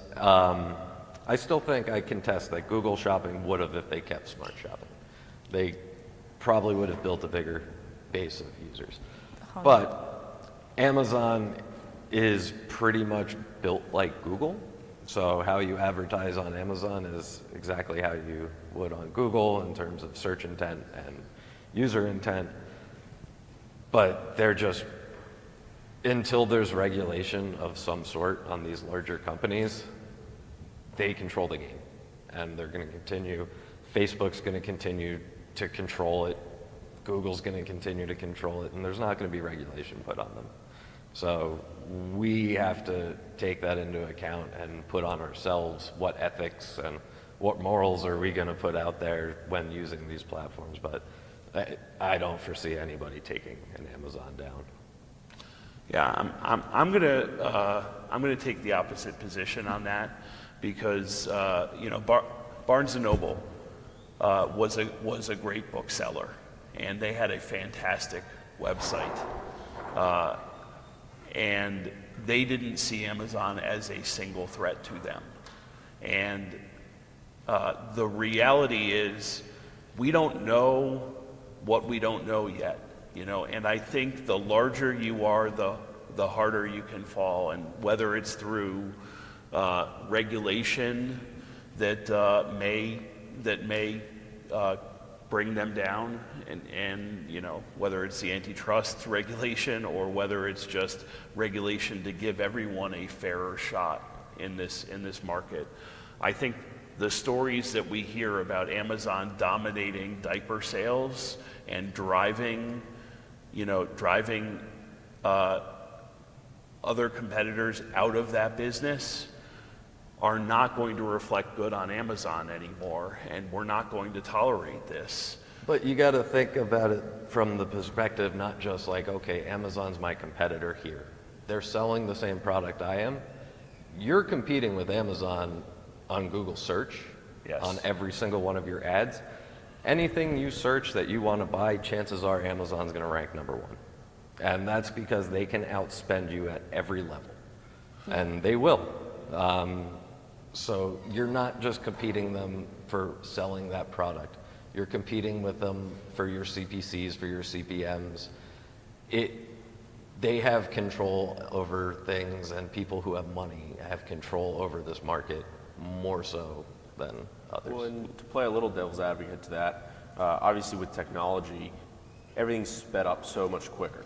If you go back and look, 20 years ago, like you're saying, Barnes & Noble, Blockbuster, no one ever thought that Netflix was going to overtake them. They had the opportunity to buy them, they didn't. As much as things change and as fast as they change now, I'm not sure in 10 years if that's the threshold, but there's an opportunity that maybe gets blindsided. And I think, it kind of happened with Amazon pretty quickly. It went from books to just about everything. And then all of a sudden it went to their own shipping service and their own logistics, and all these things very quickly ramped up. And that's something that technology, AI, is all going to only make easier and quicker for competition. Yeah, let me move on telling a story about Blockbuster, because I've got a great one. In January of 2000, I was flown down to Blockbuster's headquarters in Texas and given the opportunity to kiss the ring of the great man, John Antioco, who ran Pepsi-Cola, and then he ran Blockbuster. Blockbuster was the uncontested powerhouse of all of media at that point. 95% of the U.S. population lived within 2 miles of a Blockbuster store. And we came in there thinking we were going to talk to them about how we could make it easy for their customers to get a better experience with Blockbuster. They could make sure the video that they wanted was at the store. They could return the video. They could extend the licensing. And you know what John Antioco said when we suggested that he make it easier for his customers to extend the rental? What? He said 75% of our profits are in late fees. Until you morons can figure out a way to make a customer lose the tape under their coffee table, I don't want to know anything about you. Wow. John Antioco is no one now. Wow. And anyone who thinks that they're at the mountaintop, and they're going to stay there is a Goliath that needs a simple David, to come and take them down. And I've seen this story over and over and over again, and it may be that it's going to take 10 Davids to take Amazon down, or maybe it's going to take 10 Davids to make Amazon lose their focus in whatever industry they're dominating. But it's going to happen, It may not happen because Jeff Bezos built the company to not be toppled, and he's doing all of the great things you're talking about, and his culture is still within that company. But it's really important to know that we don't know where the next Amazon is coming from. And it could be coming from somebody in this room. It could be coming from a good idea that somebody who's camping outside and or touring the Grand Canyon, riding a burro down there, is having, and that's the great thing about this country. Well, thank you so much. I think we don't have any more time for questions, but I want to appreciate your time. And yeah, it's awesome. Let's see who's next Amazon then. Thank you.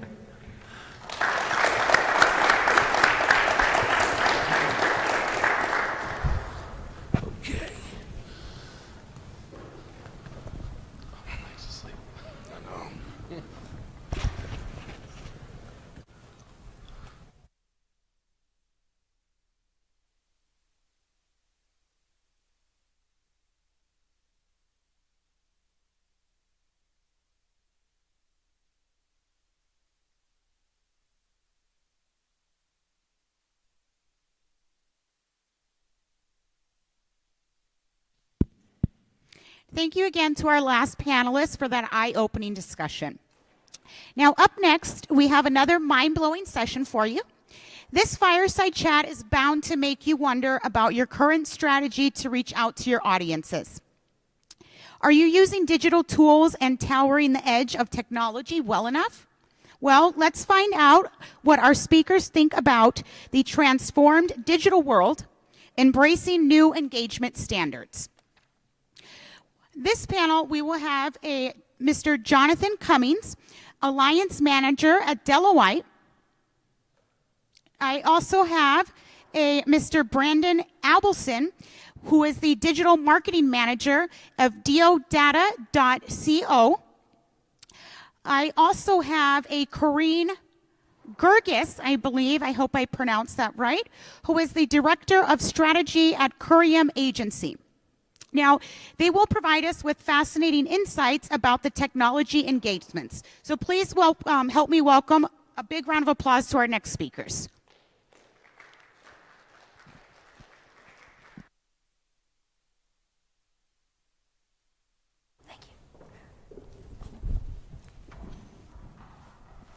Hello.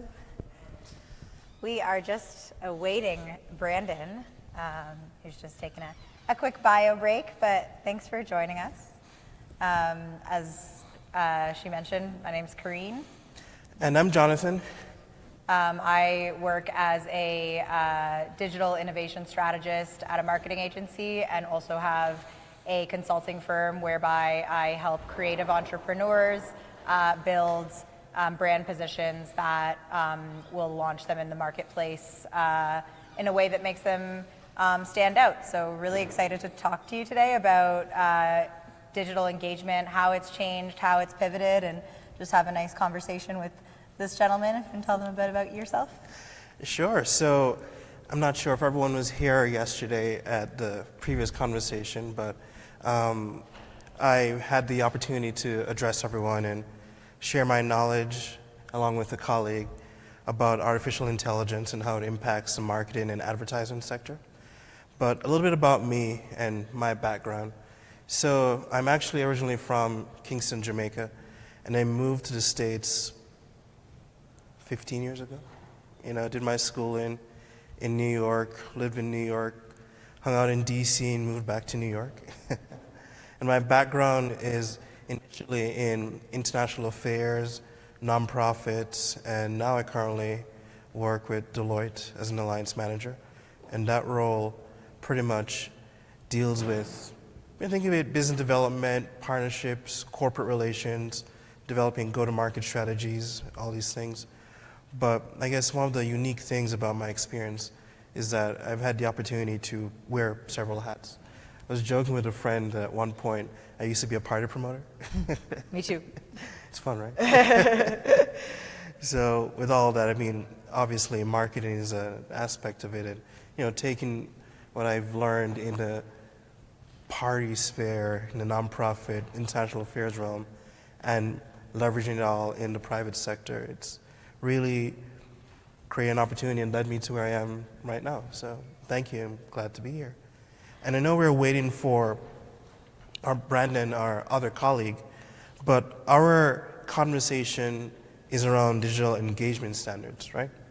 So for this, we're going to be looking at how things such as social media, emerging technology impacts the current market landscape. How does these new technologies and new things change and impact corporate engagement standards? What does a company need to do to become successful in this digital era, right?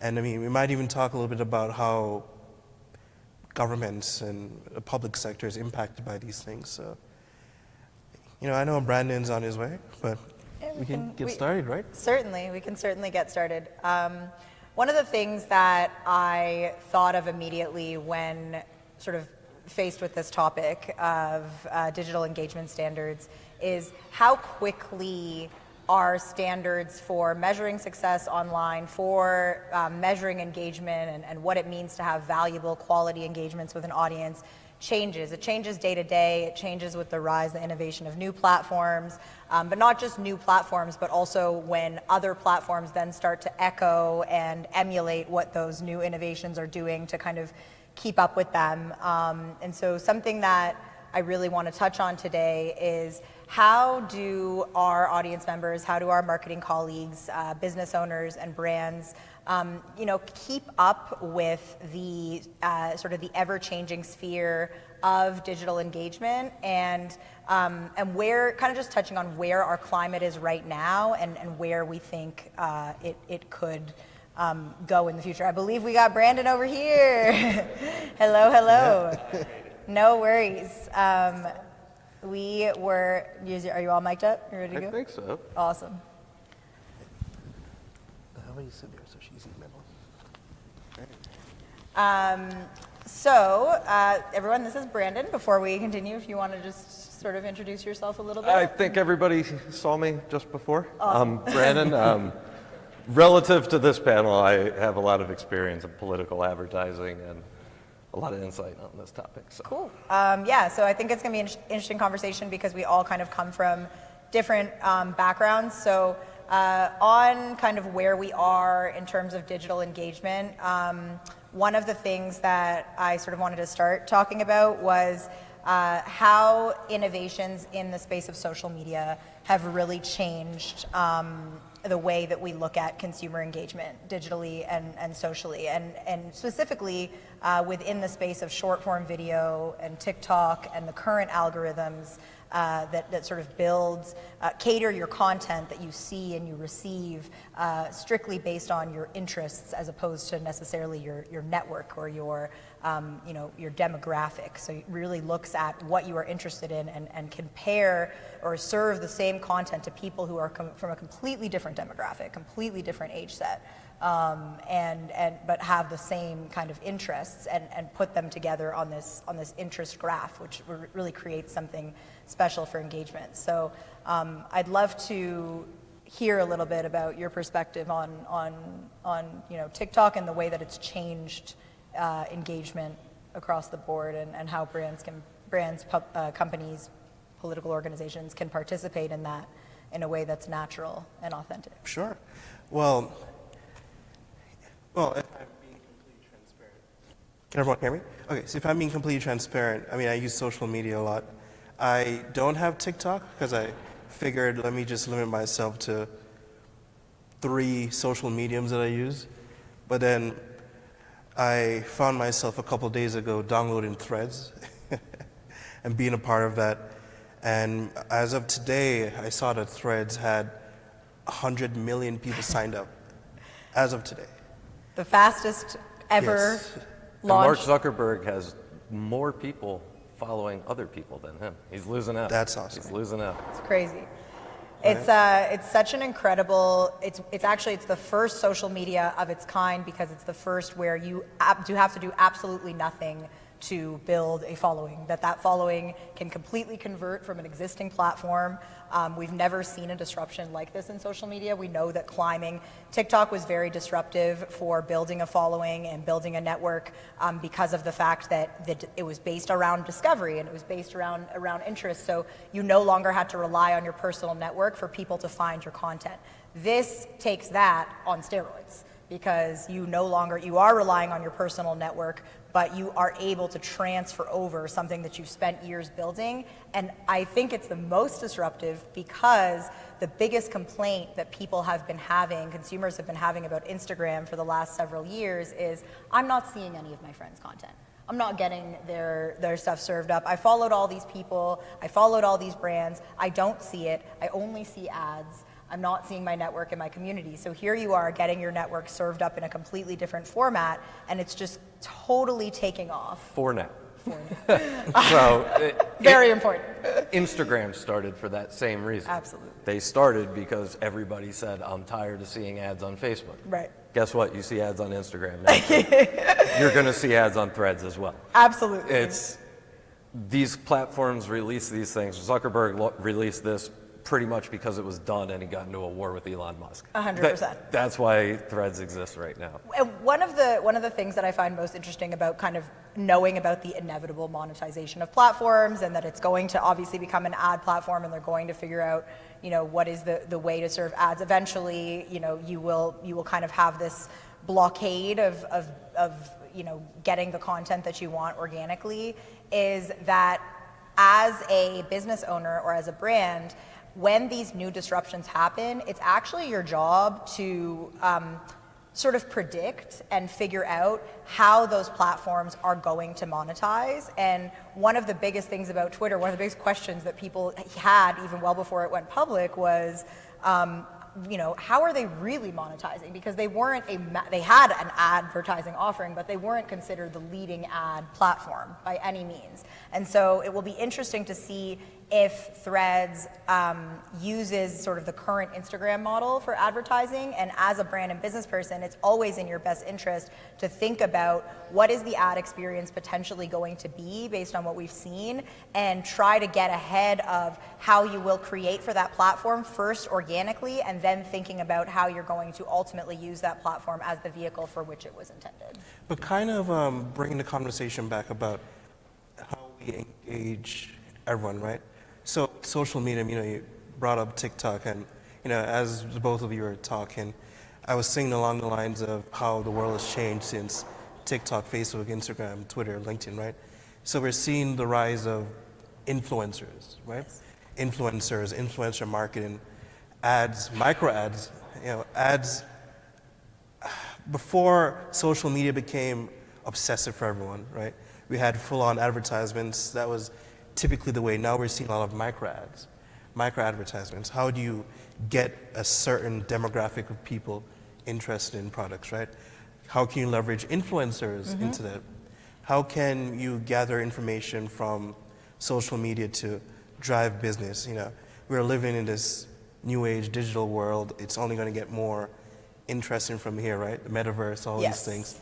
For me, I say I'm still a millennial, but I wonder what will happen when, I don't know, what's the generation after Gen Z? Gen Alpha is the next one, because, you know, we reached Z, and now we're at A. We're back at A, so we've got Gen Alpha. As a millennial, I want to say we have the coolest name of all the... Well, actually, technically there's two subsets of millennials. That's right. There's millennials and millennial X's. That's right. So there's the people who finished high school without cell phones are millennial X's. Yes, yes. I'm proud to be a millennial X. I am also proud to be a millennial X. I'm just hanging out. I thank you so much for bringing up influencer culture and engagement. That happens to be quite a bit of my what I do for a living, is create influencer campaigns and determine for the brands what platforms should we be on, what types of influencers should we work with, how do we know that we're doing the right type of storytelling, and how do we take influencer marketing beyond just the realm of product placement so that it becomes really authentic and engaging. I brought up TikTok earlier because that platform was truly responsible. It was really a direct response to this sort of oversaturation of curated content that Instagram was pumping out, where people were really engaging with this. It was just a very lifestyle, like product in hand, I'm at the beach, look at my perfect life. And TikTok created an opportunity to become more candid and more authentic. I brought this up in a panel I was speaking in yesterday, but for Gen Z specifically, studies show 92% of them value authenticity above anything else when it comes to brand marketing. And TikTok has really created a new standard and a new vehicle for authenticity when it comes to audience engagement that is unprecedented. And it really showed the demand for people to just, yes, there are ads, yes, there is brand integration, but to do that in a way that if you are speaking to a specific audience, don't just know that audience and their overall behavior, understand their digital behavior and how they consume content and create for them. Do not create for your brand. TikTok is like the first platform that you, as a brand, you have to be comfortable taking a little bit of a back seat and just resonating where people are. When I'm on TikTok, you shouldn't, even though it is an ad and there's ad disclosures, if you are able to tell within the first 2 to 3 seconds that that's an ad, your brand isn't doing it right. because you really need to have those influencers in a space where this is something you looked at all of their content. You said, this is the influencer I want to work with. I looked at how they create content, what goes viral on their page, what types of engagement are they getting against this category of content, and how do I see my business or my brand integrating authentically? The reason why I brought up Generation Alpha, right? It's because, when we're looking at how to market towards millennials and Gen Z, the marketing campaigns are completely different. And we're also pushing more into this digitalized world, right? How do we engage them? But for Gen Alpha, that generation, more so than Gen Z, is going to grow up in a completely digitalized world. What does that mean? So, what does that mean? I love that question, and I'm actually also going to toss it over to you in terms of the political space as well. But I love this question so very much because you mentioned earlier the metaverse. We've obviously talked a little bit throughout the week about artificial intelligence.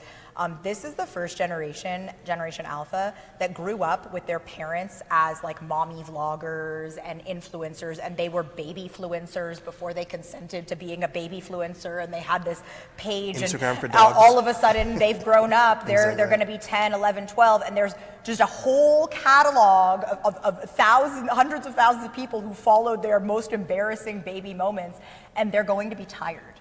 And what they're going to want is to be avatars. What they're going to want is to play in the metaverse as cartoons of themselves and not really represent themselves in the way that is still authentic but doesn't put them front and center. A lot of the literature shows that they really, really feel strongly that their parents, it's embarrassing. They're cringing at what did you guys do? Why did you put us on the internet like that? And so they are gonna be the ones that are grasping at the metaverse and saying, let me just exist in this space. I think where we are though as marketers and how we need to look at, say, where we're going to be in 2050 is right now we're setting the expectation for the next generation.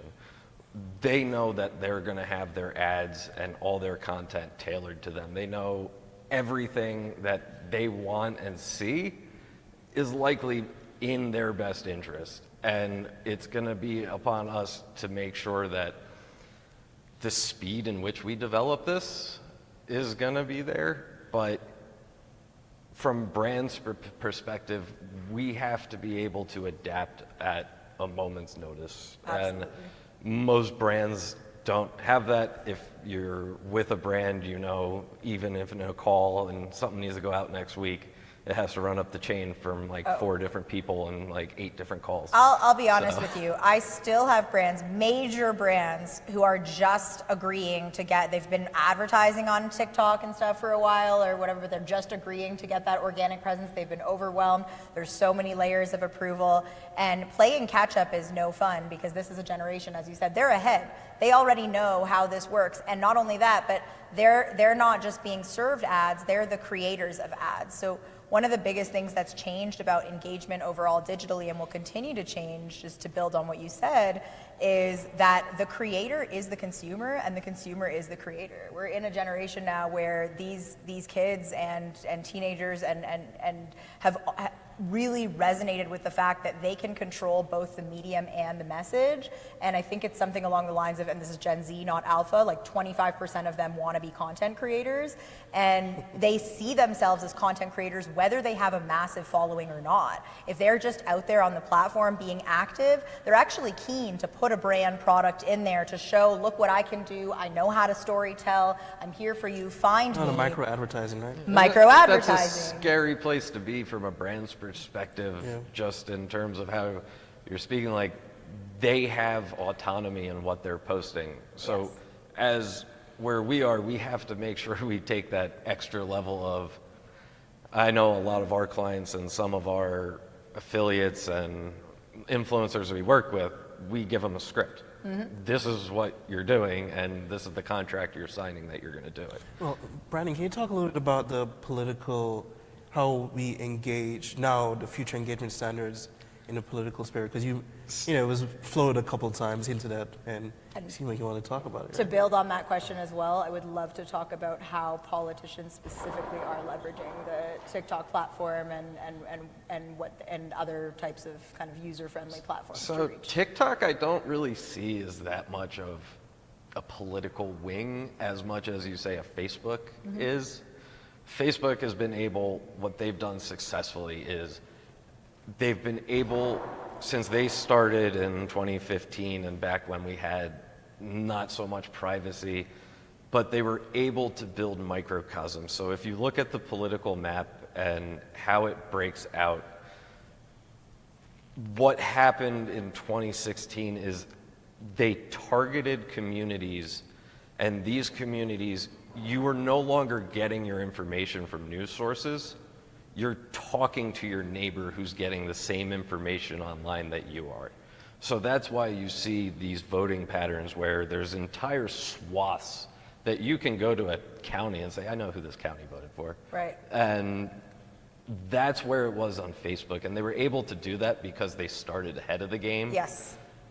You can't do that on TikTok. You don't have that same targeting ability. So agree that the targeting ability is different on TikTok, but one thing I've noticed that's interesting is that politicians on the side of let me democratize this information and kind of, new wave Congress people and all that kind of stuff, being able to say, this is a place where I can be honest with my constituents about what's really going on behind closed doors. And like, what you're what's his name doing, from North Carolina? you're taking that at face value that these people actually want to be honest to you. Sure. Sure. At the end of the day, it's about where your money's coming in and how you're paying for your next election cycle. Right, 100%. Whoever tells you different is lying to your face. Right. That's the world we live in, and majority of people, if you ask politicians and people who go on, the reason they're on social media is not to get their message out to you, it's so that you can donate money to them. Right.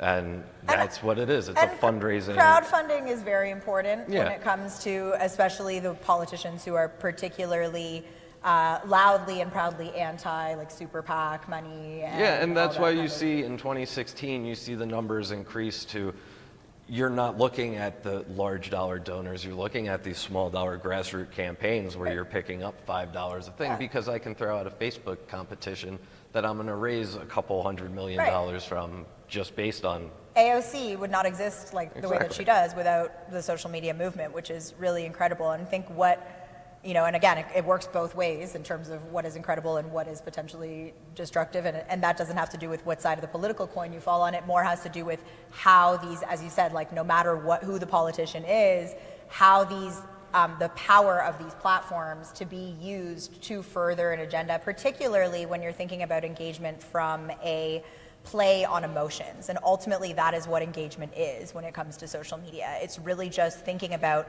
I take it back to this because my background is that I went to undergraduate for psychology, and I always wanted to be a psychologist, and I somehow ended up in marketing. And I like to tell people that it's the exact same thing. It is. It's a study of the human mind. It's an understanding of what drives behavior and what drives people. And ultimately, trying to be successful as a brand or business online, you have to look, or as a politician, or as anybody that is using an online platform to drive engagement and ultimately drive action, it all has to do with playing on what do people need to feel at a given moment. So whether that's fear in a lot of political... Well, fear is the best selling point in politics. Unfortunately. Of course. But I think what we have to look at in terms of like just engagement standards as marketers is this isn't going to be regulated. We know that from the start. We're moving at such a pace that government isn't built to keep up with this. Laws take time to pass, That's right. and by the time we pass a law, we're going to be 18 steps ahead from where we are now. Oh, So especially with AI. it's up to us to look at it and say, where are we willing to draw the line, and what is it that's going to put out there that's best for everybody? Well, kind of drilling down on the government aspect of it, right? Governments need to find ways to engage better with their citizens. So I did my MPA in Master's in Public Administration, where I had to study all this, right? And one of the major things that we find is that governments need to find ways to better engage with their citizens. I know we're talking about engagement standards, the future of it, social media, digital engagement, all these different things. But from a government's perspective, the government is kind of, let's be honest, they're pretty slow. You don't say. They are, and they're, oftentimes when new technologies come out, they're hesitant to tackle it, blockchain. I saw a couple months ago, the IRS is talking about incorporating AI into its system, and they debated, and didn't hear anything else about it. I know a lot of companies are trying to work with governments to incorporate new technologies to speed up their processes. I get it, I understand. But what do you guys think will be the future, say like 10 years from now? Do you think government, the US government specifically, the US government, right? Do you think the US government will be more open to leveraging new emerging technologies to better deliver services to citizens? Yes. So if so, in 2020, I did work for the census. So it was government, sorry about that. What we just figured out was with COVID, these inner cities and these low propensity return areas, they rely on people going door to door to get that vote or to get that survey filled out.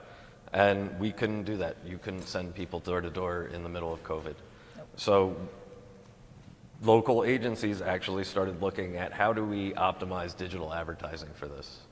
And we actually were able to increase the return rate higher than anybody walking would have done. And that makes a big difference in these smaller local communities and the ability for these local communities to do it. A couple hundred people returning the census could be the difference whether your school gets funding or not. These are huge decisions that we have the ability to help influence in a positive way. But we have to make that choice ourselves. Absolutely, absolutely. I think that when it comes to leveraging technology and systems, for the best interest of sort of the advancement of society and overall efficiency, it's obviously a challenge because, again, as you know, governments get notoriously sort of caught up in bureaucracy and red tape, and while they are maybe internally trying to implement some of these systems, externally they're also trying to appear at the very least as though they're mitigating and controlling for some of the impact of these possible systems, particularly right now with OpenAI and all of the conversations and bringing all of the the people together that supposedly to put regulation forward in order to make sure that this thing doesn't get out of control. And so there's always with government, I think, and I'd love you to talk about this a little bit more, a tricky sort of internal versus external thing where you have what you're doing on the inside to make things more efficient, but then you also have what you're doing on the outside to look like it's more controlled.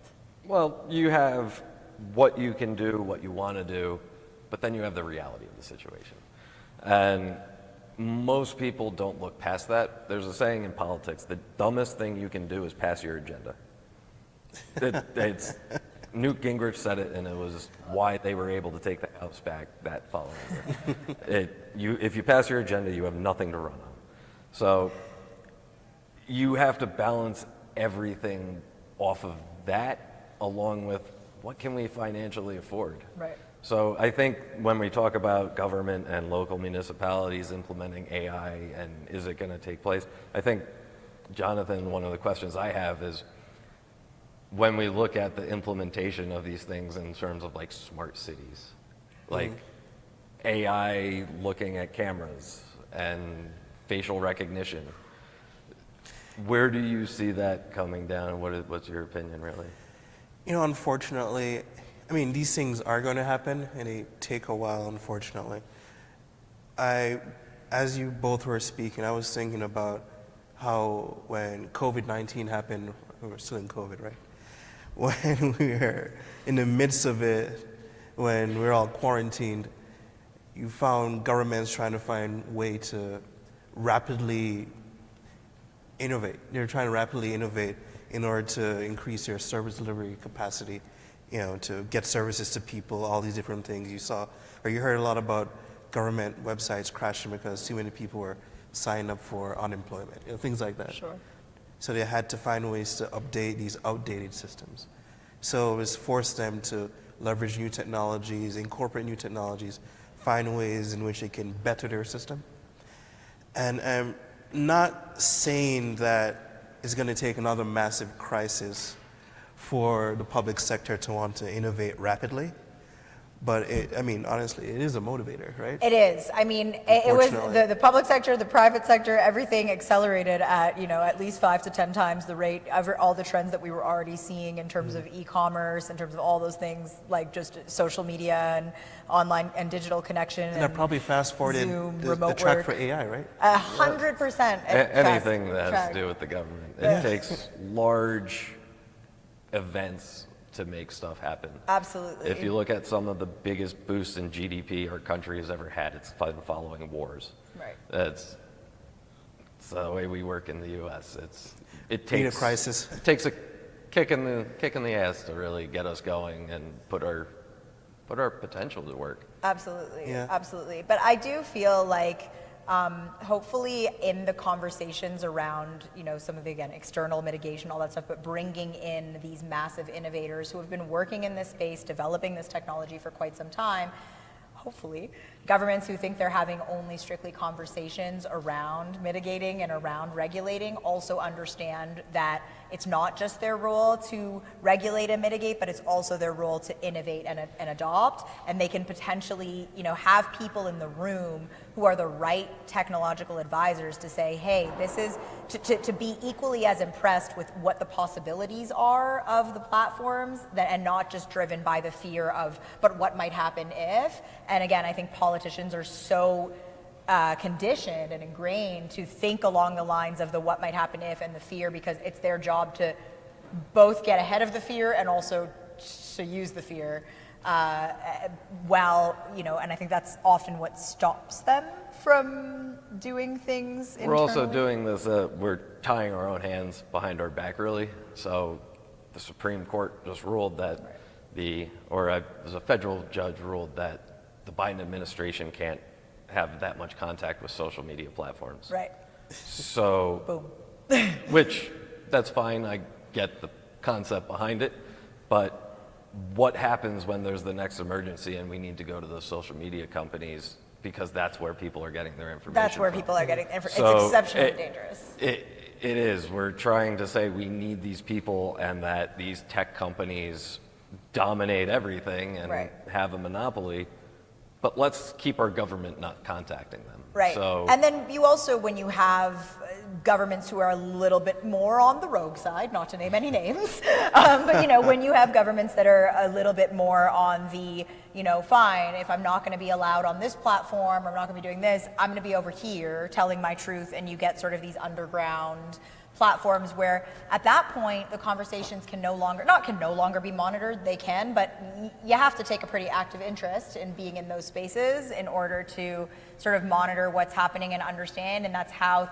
people woke up surprised when insurrections or other and such that was the things. biggest thing about TikTok when TikTok came online. Yeah, wasn't it just banned in Missouri, was it, or Mississippi? One of the M states. Yeah. But the banned reason it. TikTok was a problem at first is a Chinese company, and Right. everybody thought that you sign up for TikTok and the Chinese government is now watching you. And it's incredible with that particular space because our sort of okayness of where our data lives, how it gets housed, and who owns it. Of course, we are, bred to, and sort of trained to believe that, any foreign ownership of our data is dangerous, without understanding that a lot of the domestic ownership of our data has actually been what has created so much of the divide and the danger and a lot of that kind of stuff as well. So it's really important to look at how these messages are being, again, used around the theme of sort of fear. And when you are engaging as a consumer with content and with the digital world, especially when it comes to things like political messaging, but even, brand messaging, political messaging, media messaging, all that stuff, all those things work together in how they use the platforms. And it's really just exceptionally important to continue to use discernment and continue to and continue to understand that the messages that you are being fed exist to play on what you've signaled to that technology with your data, that you, whether that data is being housed domestically or in a foreign capacity, is going to be used to serve you messages. And ultimately, where those messages are coming from and how much control you have over them is really up to you in terms of, you know, your behavioral footprint online, and that there's not much else that we can do. I mean, we can ban all the TikTok in the world, but that data was already being housed in the United States. Those regulations were already existed to move that data out of China. Yeah, and when social companies, it's up to them to regulate how they use the data. Right. So again, regulation isn't happening. Nope. So they're going to self-regulate, and after 2016, we heard. Self-regulate? Yeah, self-regulate. Yeah, sure. After 2016, Facebook self-regulated Right, their data right. policies. One of my favorite sort of anecdotes on this is I used to do the marketing for a sparkling water maker brand. And their big thing was sustainability, that you use this sparkling water maker and you minimize the amount of plastic bottles that you use and you minimize your eco footprint, et cetera, et cetera. And so they had ads that were along those lines, and Facebook's, you know, policies would flag those as political ads. And I'm talking, I was doing this advertising in 2016, like in this time where we weren't as hyper aware of what was happening in the background, but they were starting to get those, you know, those regulatory flags and basically flag it as political messaging or political advertising. And I just thought it was so interesting to explore kind of what are the double standards and what are the flags of that, because this was, again, positive environmental messaging, and you know, I had seen other types of messages and ads pass through their system and pass through their fielding that, you know, were not so. Yeah, in 2016, I think there's a public misconception to what was taking place. So they were targeting and using data, and everybody thinks, oh, well, my data, I clicked privacy on my iPhone, I'm no longer being tracked. That wasn't the data they were using. They were using your voting data. That's right. So your vote is confidential, yes, but these companies sell your information to campaigns, and we use that information to target online. So if you voted Republican for 3 out of the 5 elections, we know that, and we know where you live, That's right. and we know how to target you with that message. Right. And what happened was Facebook provided the public with that information in targeting. So you could go into Facebook and select, I want people who have voted Republican for this many elections, and I want to target them here with this message. Mm-hmm. You can't specifically do that on Facebook anymore. So what Facebook said after the problem was, okay, we'll wipe our hands, we'll self-regulate, and all they did is shifted the responsibility. So instead of Facebook having the partnership with the data providers, it was then the consumer, so us as marketers, we had to go collect that data and then use it on Facebook. So we're still using the same information, the same data. All the things that were taking place in 2016 are still happening. Yes. It's just who's paying for it that changed. Do you think people care, though? I know we talk a lot about privacy and I think data and everything, but as an average consumer, do you think? I think they're programmed to think they care, when in reality, if you ask anybody, they're going to want a personalized ad that's more relevant to them than over something they're not. It's very, very important. That's an extremely important nuance, is that people care insofar as, to be frank, it's sort of this outrage culture where we've, you know, educated ourselves over time, and we're having conversations like this, and we understand that our data is being used. I have to be honest, as an internet marketer who literally spends day in and day out serving ads and building paid ad strategy and then bringing in influencers and then boosting their content around paid ad strategy, I have so long since given up on caring that there is nothing I can do to control my data. I am so far beyond trying to control my data. I agree to TNCs. I try to read them as much as possible. They're very dense. And I also understand that, you talked about being an older millennial.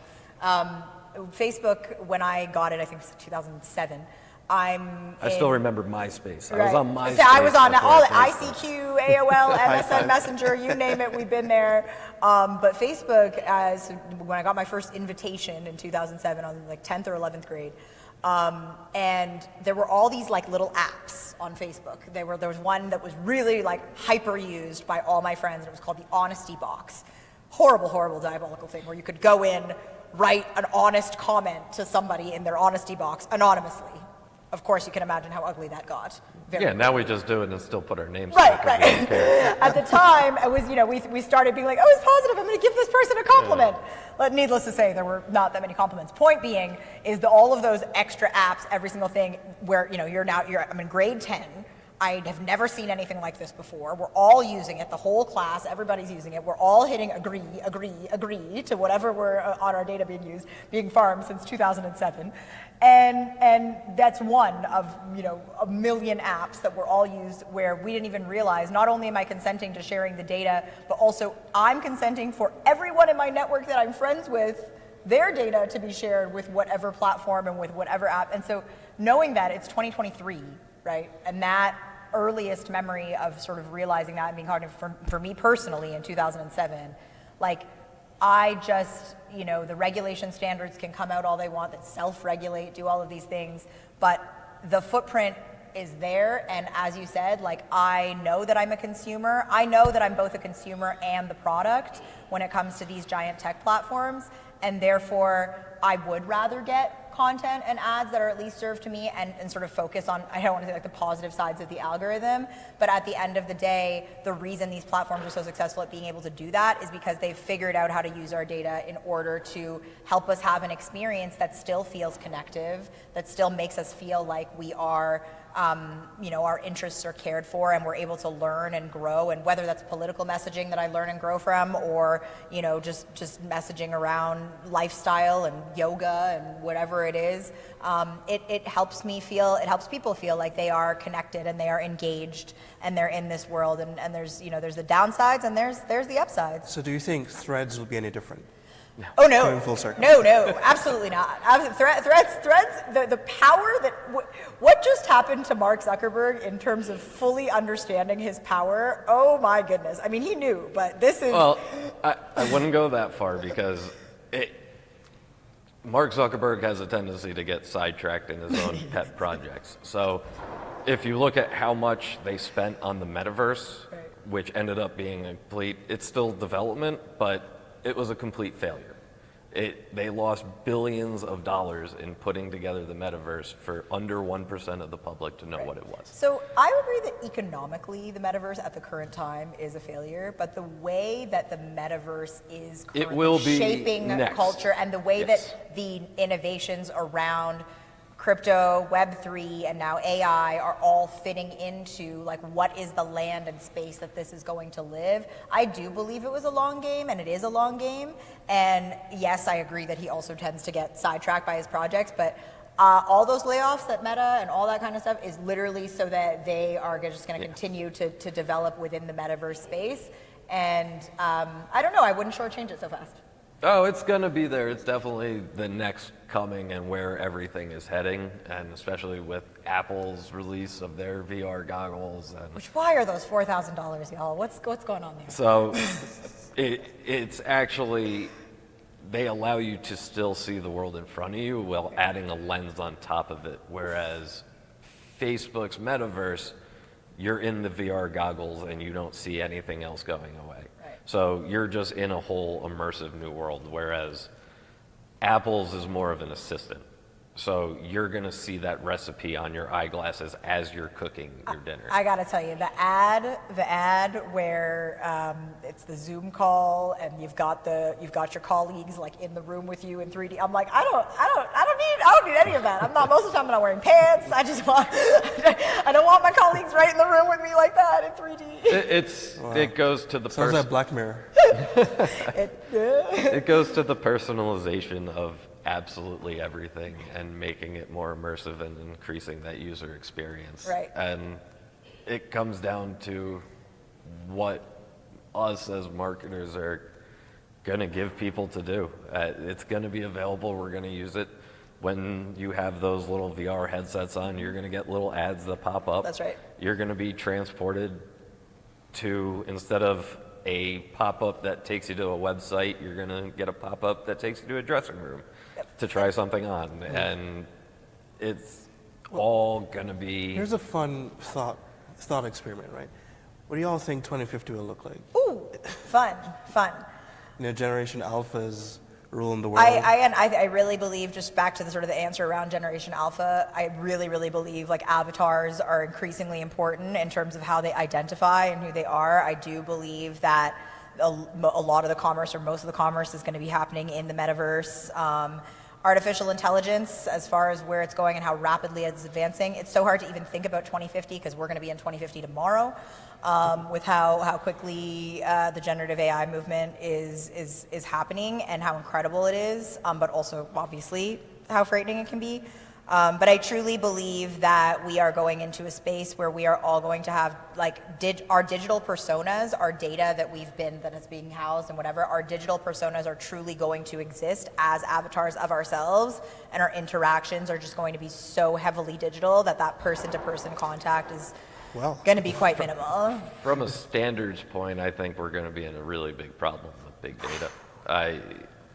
That is, if you are a marketer and you're out there talking to new companies to build personas, to build different attribution models, these companies are amassing amazing amounts of data. And we're not talking cookie data. We're talking insurance data, your HIPAA protected data. They're matching that with your credit card data and background checks. So if you've had a background check done through one of these online checking, like everything, personal checking places, that data has been sold to another company who's taking that and building an attribution model. There's truly nothing worse, I will say. I moved here from Canada, and when I got to America a year and a half ago, I went, okay, I need health insurance, because that's a thing that you guys do. And it's a very big business. It's a thing that you guys really do, I gotta tell you. So my whole life I woke up, and if I got anything happen to my health, I would just go to the doctor, and then it was just they billed it to the government. I was not involved in the billing process. Anyway, I came here and I was like, let me look. So I filled out a form hoping to get some information about which health insurance I should go with and what's best for me. I've had to change my phone number like 3 times. The amount of outreach and the amount of times that my information has been sold to the various companies. It happened again. It was health insurance was the first one, and then once I started my business, I was like, oh, let me explore business lines of credit. Like, let me just see what I don't need one right now, but let me see what the options are. Yeah, and I'm sure it's not places that are anywhere relevant to what it was that you were signing up for. Absolutely not. So you could sign up to get pre-approved for a mortgage, and the next thing you know, you're getting calls from people trying to sell you dog food. Right, exactly. So exactly. I will say though, for brands and businesses, and sort of like utilizing these things in a way that is kind of, again, ethical, and also feels like, yes, you're leveraging data, but really focusing on, just because I know we're kind of short on time, and I want to leave us on a very, positive note about what the potential of all of this is just, really focusing on knowing that you have this effectively superpower to be able to reach people where they are, how they want to be reached, and deliver messages that resonate with them. Don't waste that superpower. You may not be the one that's housing all of the data, but you're using the technology that does. You're using the technology that does, and you definitely have an incredible ability to reach people how they want to be reached and make them feel connected to whatever it is that you're doing. And whether I told you, I see it as psychology, but whether it feels manipulative or not, at the end of the day, you're trying to drive an action and you're trying to drive that interest and that engagement with your brand. So just make sure that you're delivering content that matches what their behavioral patterns are indicating, and really understanding your demographic at a deeper psychographic level so that you can leverage this technology to your best effectiveness as a business owner or as a brand. Any closing thoughts? No, I think that covers it. It's going to be up to you to decide how to use this information and really how you're going to market to people. You have the potential to manipulate and do great harm to people. That power is at your fingertips, but it's completely up to you to make sure we use it for a greater good. Amen. Okay. And I guess on my end, I think with the rapid advancements in technology, the human experience is so unique, it's so vital, but with the rapid advancements in technology, especially in the developed world, I think we actually are underestimating and forsaking the human experience, right? I think that's something, I know we're at like 15 seconds, but I think that's something that we didn't touch on when we were talking about 2050, is this is going to be able, we're going to have high-speed internet to places of the world that have never ever had access to anything like this. And almost that's going to be a game changer for everything. Yes, Africa to the world. Just going to put that out there. Shout out to Kingston, Jamaica. Oh, thank you. Kingston, Jamaica appreciates. Thank you guys so much for joining us. Thank you. And just if you have any questions. Oh, yeah. Anybody have any I'd love questions? to welcome some questions.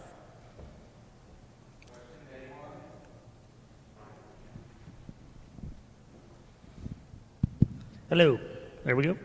Hey, my name's Tim. I am the director of marketing for a drone company in New York. And one of my goals or avenues is to get in front of industries or organizations who don't even think that drones are an option for them, to make things safer, more efficient, stuff like that. So in this evolving world where personalized ads of because you bought this, you will like this, do you have any success stories or tips on getting in front of those markets that probably aren't even thinking of your product as a solution? You want to take that first? Absolutely. There is nothing greater and more effective than answering a question that your market didn't know that they had, and providing a solution to something that they didn't really fully know was a problem until they saw you as the solution. So if you are, I always encourage people who are marketing and using this technology and using these algorithms, not even to think first, like product first with what you're offering, but think about why you are offering it. Think about, always lead in your marketing with the problem that you're trying to solve. Because if you think about the human condition, we talked earlier about like fear and different emotions and all those things. If you really think about the human condition, we don't buy products, we buy solutions. And so that's why Amazon's so successful. It's why Uber's so successful. It's why we had taxis. We had the post office. We had all those things. We didn't realize how much more efficient we wanted to be until that solution was presented. That's exactly why Google is what Google is now. It's used to be a thing where you pack in keywords on your site and you're going to get it. You need to know what the question your consumer is asking to find you. So Google is 100% search intent based. When you search something from Google, it's not looking directly at the keywords as much as it's looking, what am I going to give, what answer is going to answer this question? And that's how those search results are being filtered to the top, is does this website, is this content going to answer that question? And from marketers, we need to answer that question before our client and then present that to our client as in, this is the question we're going to answer. This is how we're going to do it.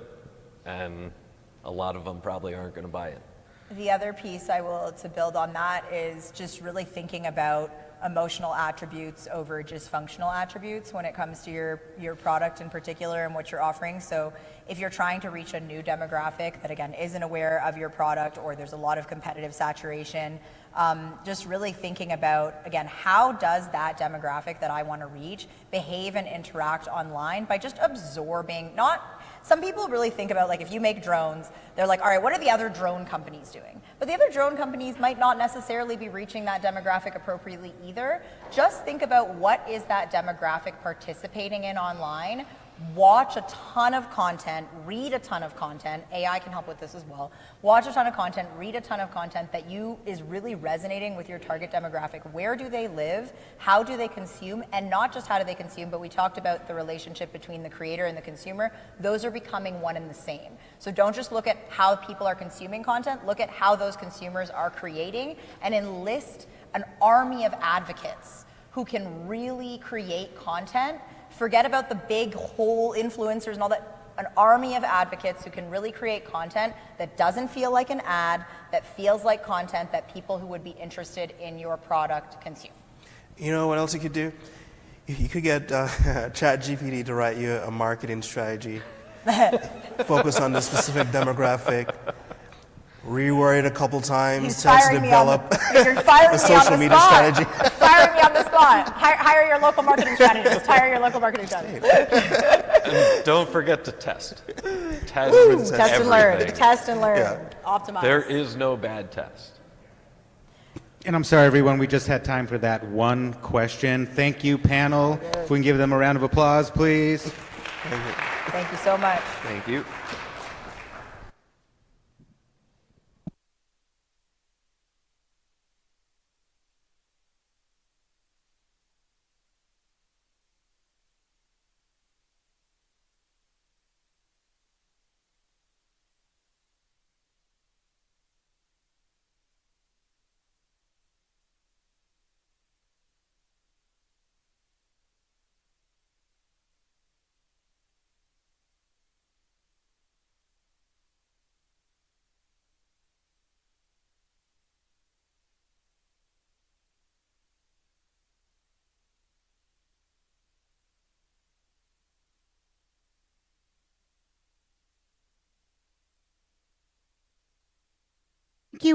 Thank you again, Jonathan, Corrine, and Brandon, for that wonderful session there.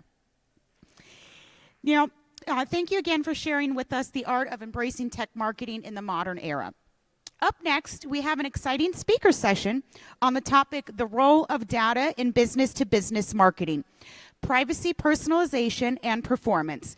This session will be delivered by Morgan Horn, who is the CEO and founder of Evergreen Digital Marketing. The stage is all yours, Ms. Horn. Thank you. You're welcome. Is my mic on? Is it on? You good? If not, I can talk really, really, really loud. So, no, I'm totally good. I can hear myself now.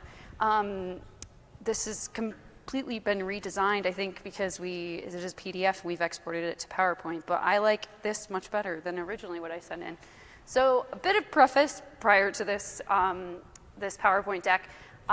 Yesterday at the networking session, I enjoyed a couple glasses of wine, and then I got a call a bit later in the afternoon saying I had a speaking engagement that now I was attending and speaking at. So this morning, I put together this lovely presentation in regards to privacy, personalization, and what that does from a B2B marketing context. So bear with me because, to be honest, I put these together this morning, and I'm definitely going to go off topic because privacy is really a multifaceted organization, and to be honest, a bit about myself. I've worked in Europe. Originally, I was working at a law firm in Europe, and I was managing their marketing facilities where I learned about GDPR. And to be honest, more like GDPR was hammered into me. And then from here, I've also worked with organizations in the US now, as my organization, my agency is based in the US. And really, privacy now is much more kind of a social dilemma, as there is CCPA, but there's really not as much regulation around this, and this kind of becomes more so of a social movement, more so than kind of what I have here, which is more so about regulation. So I'm just going to kick this off a bit of a context, like I said. especially now from a B2B standpoint with data. Data is becoming personalized online, and with COVID, which was the paneling session I sat yesterday, essentially what's happening now is, after COVID era, so many B2B organizations, especially what I noticed from professional services, are also running revenue online as well as offline. And online is actually becoming more preferred for a lot of individuals, especially with the increase in e-commerce for B2B organizations as well. So what we're seeing a lot now is you can essentially measure your CPA much more than you could if you were attending conferences, having dinners, meeting people face to face. There are so many more trackable interactions that we can now have with our potential clients and customers. On top of that, in today's context, data privacy is becoming such a major issue and so multifaceted. Like I said, it's becoming a social movement here as well as in Europe, but equally the regulations around this are just going to become more and more popular. If you can see on my little note there, 90% believe that the ways their data is treated reflects their relationship and how they're treated with customers. I don't know if anybody is familiar with, say like the recent data breach and the recent settlement that Facebook had to deal with in the EU. So, I think what I'm saying is, we are going to have our brand perceptions are going to entirely change once we learn how organizations are treating our data and what they're actually doing with it. So a bit more about myself. Like I said, I've worked in Europe as well as I work here. Again, had GDPR very much hammered into me from the early bits of my career. So what I've essentially done with my organization is I do pride myself and pride my clients on being privacy first and essentially consulting and working with them to build data structures that correspond with their digital marketing, but also do respect the amount of information that they're collecting on their prospecting clients, customers, and potential recruits. But with that, without compromising anything, as well as ensuring that compliance, as well as the performance of it all. Because I do think all of those things are actually possible. You can still personalize your content without, collecting a ridiculous amount of information, as our panelists just discussed, the amount of information that we're putting forward and essentially is then being stored on us. Which is a funny topic as well, because originally when I put this deck together this morning, I was like, oh, this is straightforward. I have 10 slides. And now I'm like, oh my goodness, I don't know what I've gotten myself into, because this is continuing to grow and it's continuing to be inevitable that privacy laws are going to continue to be enforced, involved, and our organizations need to get ahead of it if they want to make these changes, and ultimately it's going to start to change the perception of your brands. So here we go. This is obviously a balancing act at this point with the amount of information that we're storing, as well as, personally, I am actually going to go into this. Is anybody familiar with the concept of a data debt? So the concept of a data debt is actually what is happening at the moment, especially I would say is a larger dilemma in the US at this point with the amount of tracking that some of these organizations are doing, as well as the amount of information, like, our previous panel just discussed the amount of information you're putting in to say, look for health insurance, and what's being done with this data. And so a data debt is essentially when a company is collecting so much information about an organization to essentially personalize the experience, and then it's not actually being used. So then this data is just being put away, it's being stored, and it actually has no, beneficial context for the business. So look, I do believe personalization is obviously really important as well. I am a digital marketing agency. I do serve ads. I do digital advertising. It is really important. However, I would say, especially in the US, after the change of the iOS 14.5 update a couple of years ago, I think a lot of businesses are actually starting to realize you can still achieve personalization with the right tools and equally with the right intent. And so that's what I really have here. It is a balancing act to an extent. However, I do think they're both possible, and you can still perform without knowing, absolutely everything, when somebody decides to leave for work and, when they tuck their kids into bed at night. I do think it's absolutely possible. So this is originally kind of the preface that I originally had was about regulations, especially GDPR and CCPA. However, even more so now, how many people in this room have an iPhone? A lot of you. It's just like, it's over like 80% of the phone market here. It's unreal. I have an Android, so I have a different experience, but look, Equally, I mean, with the iOS 14.5 update, so many of us started to learn about, well, what are our apps actually doing and how much information are they actually collecting about us? Like, my parents are well into their 60s, and they were like searching and Googling and YouTubing about, well, what are these apps doing? What information are they collecting, and should I be allowing them to ultimately utilize my data? And so I think from that has been a massive cultural movement that's been started years before about data privacy, what we're doing with individuals' data, and especially I would say, this is maybe from a B2C standpoint, but I do think there are a lot of B2B organizations that are still collecting a large amount of information, especially if you are an entrepreneur and you're working with larger individuals and products, they collect a lot of information that they, try to reutilize for personalization standpoints. However, again, as the technical term of a data debt, we don't actually know that. So into personalization, obviously personalization is a massive, it's just an important thing as we move forward, especially with account-based marketing, as well as personalization in regards to, I'm sure everybody in this room gets an email with their first name, and you're like, wait a second, how do you know that? But it's becoming more and more popular. I mean, people are essentially capable now of starting to create funnels that are personalized to their specific audiences based on maybe the lead information that you've shared. And increasingly, it's continuing to be effective. So even 99% of marketers say personalization is effective, as well as 80% of consumers continue to like more and more personalization. Even now with digital advertising, personalized digital ads are becoming more and more popular. However, the way that these are working now, because of the iOS 14.5 update and increasingly as well as GDPR and CCPA, a lot of these organizations are starting to shift to make sure it is less likely of a data breach. And with that, I mean, a lot of these large organizations now have data breach liability insurance, all of these things to essentially ensure that there is not going to be a breach of data any further. And Meta has completely revamped their advertising platform, as well as Google, GA4, has essentially become more user-friendly, but equally, it's limiting the liability of any data breaches moving forward. So here are some steps, and look, again, I originally came up with like 10 steps, but this is a PowerPoint deck, and I only have 17 more minutes. So I tried to break it down to 3.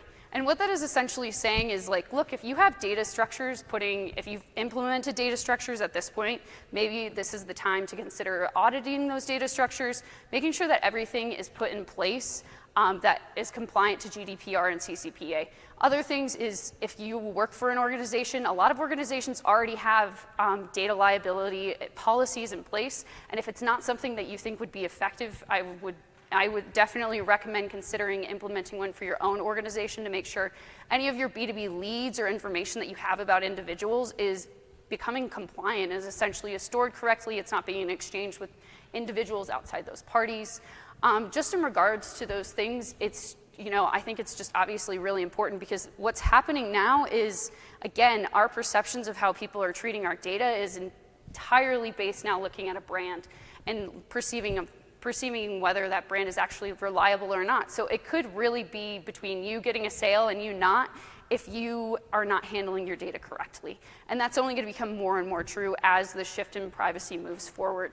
So again, understanding compliance and reviewing those regulations. I think also reviewing what type of technologies that you have in place. So again, if you were looking at a target audience that mostly uses iPhones for something around the lines of an app, I think you need to think about what is that going to mean for your business, because you are probably, I would say, I think the last time I looked it up, about like 90% people deny tracking on those applications. So you're gonna have to definitely consider this within your strategy. Another thing is investing in technologies, such as now there's a lot of privacy AI tools, as well as automations that you can utilize to create personalization. For example, really big thing now is the movement away from cookies. And with that, we're all utilizing APIs. And with APIs, it's essentially making it more secure for you to move your data across servers. And equally with that, you can utilize the right tools to, either integrate an API or integrate some of your, I would say, like your GA4 account. They're all making this as easy as possible so that there's not data that's being potentially moved or leaked in any sort of way. So there are a lot of really great privacy tools that you can utilize, as well as privacy AI tools that will help you essentially anonymize that data, which is what's really important, and that's the main thing with GDPR, is making sure that your data is anonymous and that it's generalized. And when I say generalized, I don't mean like you're not going to know what somebody's customer journey is if that is something that you've already had planned out. It's more so along the lines of you're not going to know that Fred Armisen in New York City that lives in Brooklyn and that walks his dog at like 5 p.m. Just a generalization as well, but you understand that there's a bit more about the focus on what your actual customer journey is and making sure that that is mapped out, which can help you understand a bit more about that. That's not necessarily about the details of that individual, but that can still be utilized within personalization strategies. Again, going back to making sure that your customer journey is actually mapped out and understood on what each sort of personalization strategy you're going to utilize. So for example, if I have a lead form on my website and I ask people what the size of their business is and they give me that information, knowing that I have a personalized journey already set out in regards to what that person is going to experience after they leave my website. So for example, something along the lines of, I've had a dental clinic fill out a form and it has 5 people, and they filled it out on my website. Well, now I know that actually I can talk to that individual about what dental strategies you can be utilizing as a small business because they're not going to have a very large budget. In utilizing those, we can still create measurements that actually we can measure effectiveness. And this also goes back to the importance of A and B testing. When we're sitting on these organizations and we're not looking at maybe the hyper focus of their personal information, but more so that generalized customer journey, testing is going to be more important than ever. So it's building these personalized strategies and also being able to test them that's really ultimately going to lead us to finding what's actually working for us versus just relying on the amount of data context that maybe we originally had. I think this isn't more so an opportunity, this is an opportunity for personalization to pivot. I don't think it's an opportunity for personalization to end. We've ultimately are going to start to hit a wall with privacy and just assume that, well, then this is over with, but that's not true. We need to take a separate direction about how we're actually going to personalize and give people that one-on-one interaction, because that's ultimately what's going to lead to those sales further on. And equally, it's something that's becoming more and more in demand. The other thing is human marketing, is utilizing your account managers to create more one-to-one interactions with individuals, and sharing that information is going to become more and more valuable, especially with AI. The amount of chat box that we talk to now, the amount of customer service that's automated. Utilizing automation is great because I think it can lead you up to a certain point to have a conversation with a real human, but utilizing entirely automated context isn't going to be highly effective. It's going to be the individuals that you have sitting behind the desks at your organization. So again, a couple tools. AI, I'm sure we've all heard it a million times at this event this past weekend, and the event's not even over yet. But ultimately, I mean, utilizing AI to make sure that you're utilizing privacy effectively, as well as automating data anonymization, as well as segmenting your audiences. This can allow you to then set up those customer journeys that are going to be the most effective for your content strategy. It also still allow you to view behaviors within a more confined context. So again, you're not leaking that data, and there's no essential potential breach of data being utilized. Again, automation. I do think automation is going to help personalization moving forward, as well as understanding what our context, the context of our customer journeys is going to be. This is, again, going to reduce the risk of human error and enable everything to work, I would say, at a scale. I would say the third thing, actually, I don't have up here that does these two things actually incredible is utilizing the value of a CRM. And especially with a sale, and especially with the idea of utilizing an automating experience to an extent, and then a human-based experience, utilizing the value of a CRM is really what's going to help us move forward to continue to personalize our experiences, as well as make them relatively private. So again, ultimately, if you utilize all these things, you're going to see that increase in performance. You're going to see that increase in your brand perception as well, with trust and loyalty, as well as ultimately you'll see conversions move forward. I would say what's going to initially happen is actually going to see more engagement around some of this, and I think also encouraging the fact that you are being transparent with how individuals' data is being utilized can actually be really effective. And on top of that, you're going to, again, enhance the customer experience, because even this last panel originally discussed what's happening at the moment. So many people are looking for what is is authenticity. And as a B2B business, it's absolutely the same, if not more important, to be authentic and be unique as an organization. So with that, I do think, again, managing your customer journeys as well as making sure your data structures are put together, that it's also anonymizing some of that data, but you're still going to be allowed to review a lot of your customer segments, and just making sure you have that customer segment and that journey, customized, and you understand what the segment's going to need. There's still a lot of really great tools that you can utilize to create those and see those conversions move forward, as well as increase your retention and build that brand loyalty that you're actually looking for. So future predictions. Again, like I said at the top of this, and I don't mean this to sound like the world is ending or it's on fire, but we are going to see more data privacy laws come into place, or we're going to see more people concerned about how their data is actually being managed. I do think there are also going to be more organizations, because data liability is becoming such a big issue, that people are going to ensure that organizations that they're working with on a B2B standpoint are essentially following regulations and with their data and how they're managing their data. For example, I think the Better Business Bureau ensures that you are following CCPA guidelines prior to accepting an organization into them. Equally, again, the appeal of data transparency, as I previously noted, just making sure that you're obviously being transparent how you're managing people's data, I think can be really helpful. And equally, I think it builds that trust again with that brand loyalty. Otherwise, I do think we're going to see more of a rise in tech, as well as AI guidance around how to manage privacy, how to best follow privacy practices, and how we can continue to essentially either follow these regulations or best optimize this data so that we can continue to build trust within our customers. So this is my information, but I have a little bit of time left. Does anybody have any questions? No? Yes. Yeah? Do you see a possibility of a digital Bill of Rights being passed? That's a really good question. I wouldn't say, the idea and concept of a Bill of Rights would be like a tsunami of like legalization or, regulations being put into place.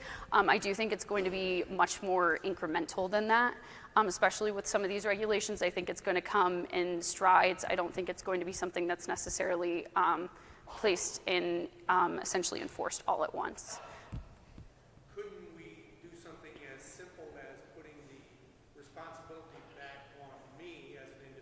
Mm-hmm. But giving me that right, saying that all of my digital footprint belongs to me, and you have to ask my permission to use it.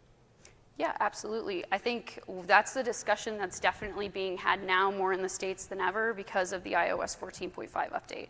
And so many individuals then started to wonder, we're all in marketing, we understand what people are tracking on the back end of our phones. That was no news to us, as well as what cookies are on the back end of a website. For a lot of normal consumers, that was not necessarily open information that they were aware of. So I do think now more than ever there is a massive shift with individuals and being concerned about their privacy. And even the iPhone, for example, I'm half based out of Europe. The iPhone does not have a large market in Europe. However, what they've done now because of the iOS 14.5 update is it's a major unique selling point for them. And it's become essentially helped them build their market share in Europe because people are so concerned about their privacy and they value their privacy as well. That is becoming more of like a social shift. And I think the last panel actually touched on a really good point as well, where they talked about regulations. By the time some regulations are put in place, the social shift has gone much further than that. So this is something we're seeing at the moment, but I do think by the point that regulations are put in place, this will be something much larger than that for like most people's individuals' opinions on data and how their data is being handled. Great, guys. Well, thank you so much. If you have any other questions, let me know.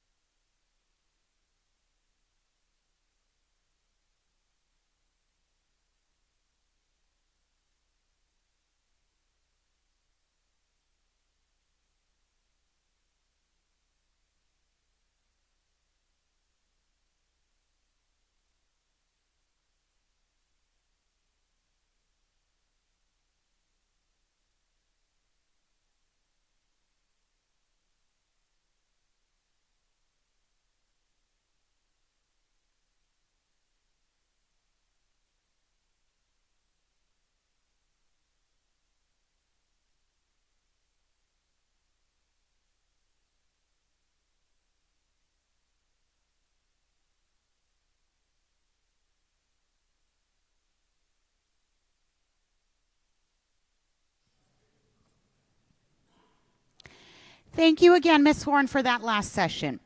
Now, with the ever-growing influence of social platforms, it is crucial for businesses to harness their power and maximize their impact throughout the entire sales journey. Whether you're a seasoned marketer or just starting, this next session on strategy and practical tips for utilizing social media within the sales funnel. This will be given by Ms. Naila Quitry, CEO and Head of Marketing at Nestle Communications, Inc., and Mr. Daniel Henkel Enterprises. He will give you a deeper understanding of how to effectively leverage social media platforms to engage your target audience, build trust, and drive revenue. Welcome to the stage, guys.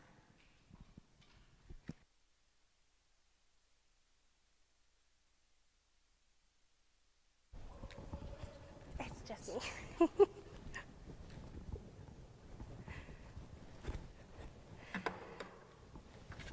Good afternoon, everyone. So it's just me. So thank you all for coming for our keynote session today. We're going to be speaking about strategy and practical tips for utilizing social media within the sales funnel. Just before starting, I would like to introduce myself. So my name is Naila Quidri. I am from Canada and Algeria. I've been living in Canada for the past 13 years. And my blend of expertise gave me the opportunity to deal with agencies, but also in corporate. So I am the CEO of Nestle Communication Agency, which is a woman-owned marketing agency, and also the head of marketing at Daniel Henkel Enterprises, who is the biggest distribution in the medical aesthetic field in Canada. So today I'm going to be able to give you insights of the agency dynamic, but also bridge the gap with the corporate objectives. I would like our session to be a little bit interactive. So we're going to talk, of course, about the concept of what is a sales funnel, how we can use social media, and we're going to talk about all social media platforms to increase your sales and maximize your sales also. And finally, we're going to talk about how to unlock the power of social media by incorporating AI. So I have one question for you guys. How long do you think the average person spend time on social media per day? 5 hours. 6 hours.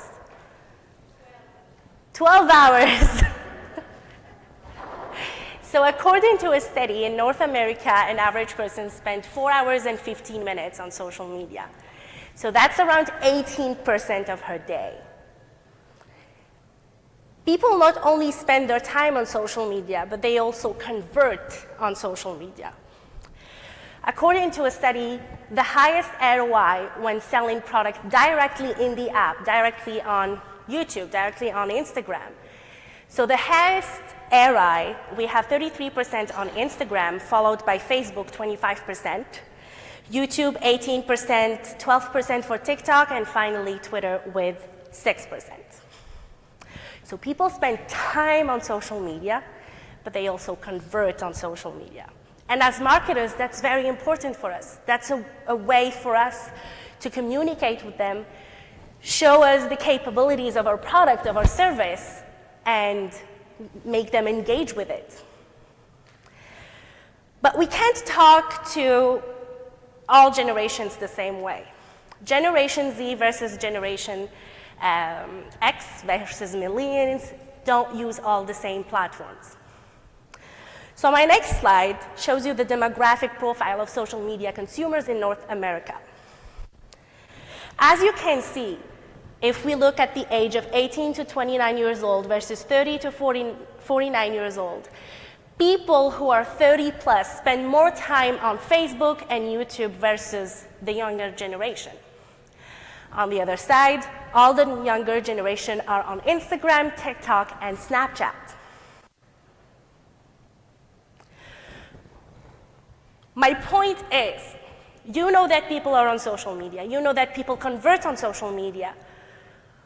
But you have to know your persona to communicate with them. You have to know your persona to make them convert.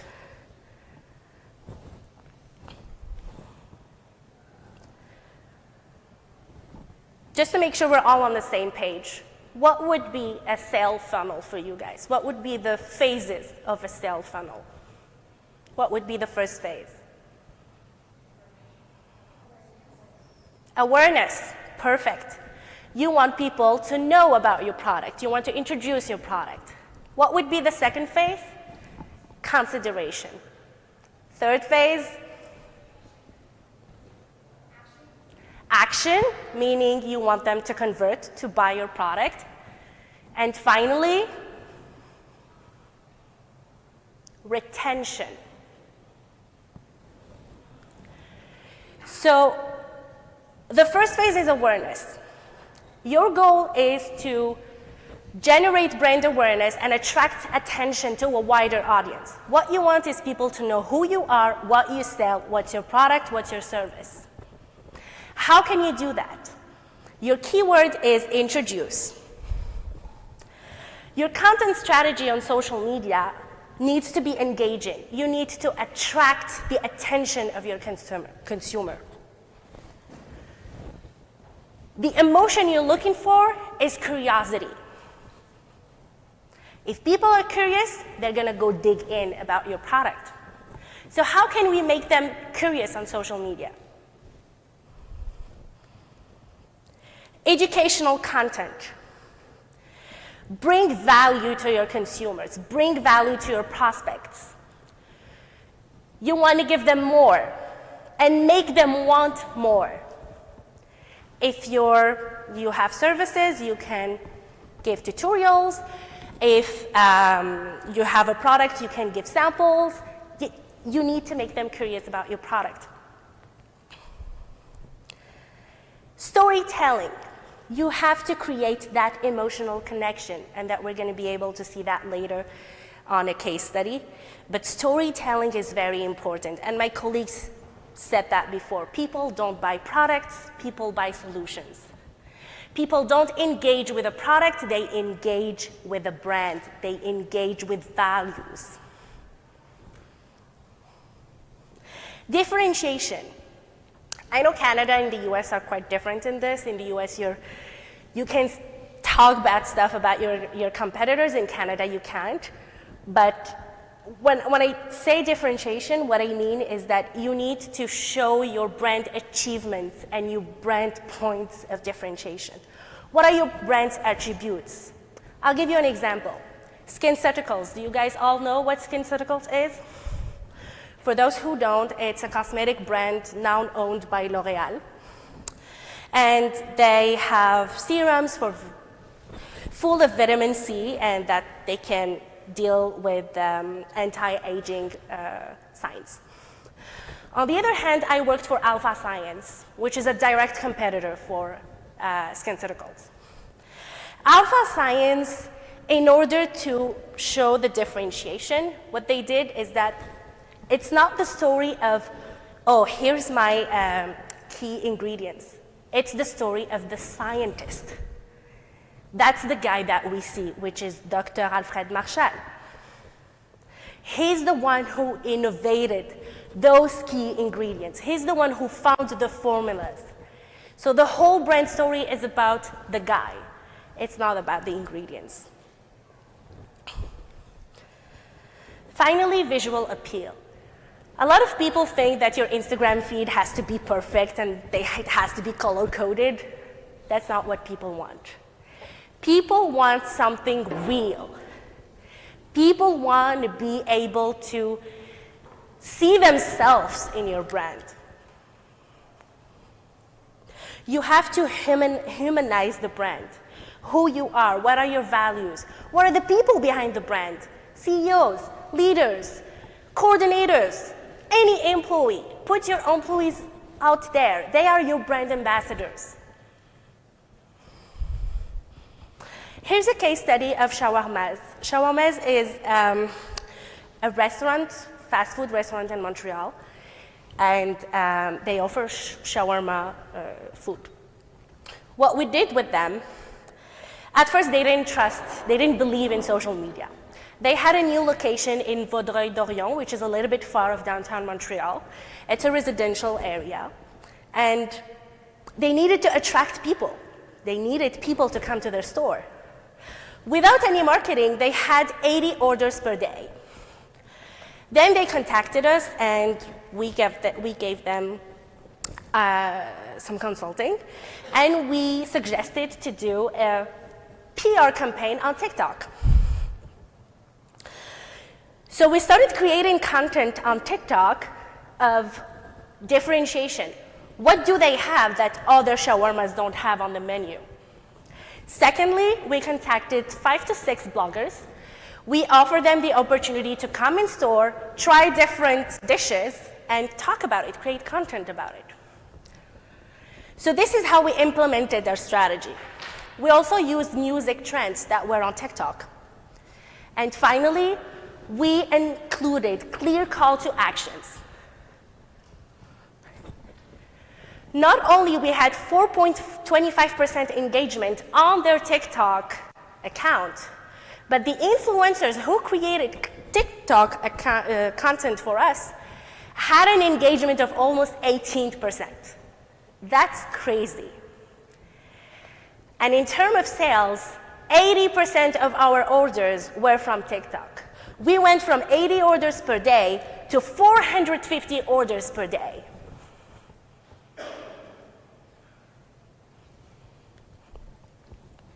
Now that people know about your brand, we move to the second phase, which is consideration. Your goal on this phase is to establish credibility, build trust, and position your brand as the solution of your prospects' pain points. You want people who have problems to think about your brand as the solution. How are you going to do that? You need to position yourself. That's your keyword. In terms of social media strategy, you need to provide in-depth information, showcase your brand expertise, and address your customers' pain points.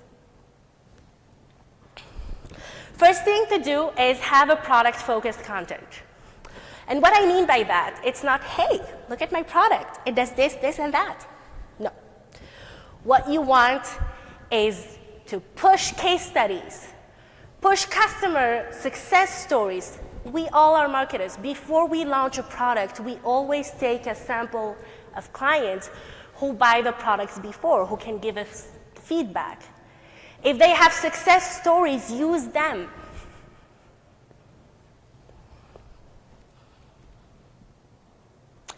Interactive content, polls, stories, live on Instagram, on Facebook, on TikTok. Personalization. That's something I tell my clients because a lot of people forget that social media are a two-way communication. It's not only you talking about your brand. Your prospects, your consumers also talk about your brand. Listen to them, interact with them, make them feel special.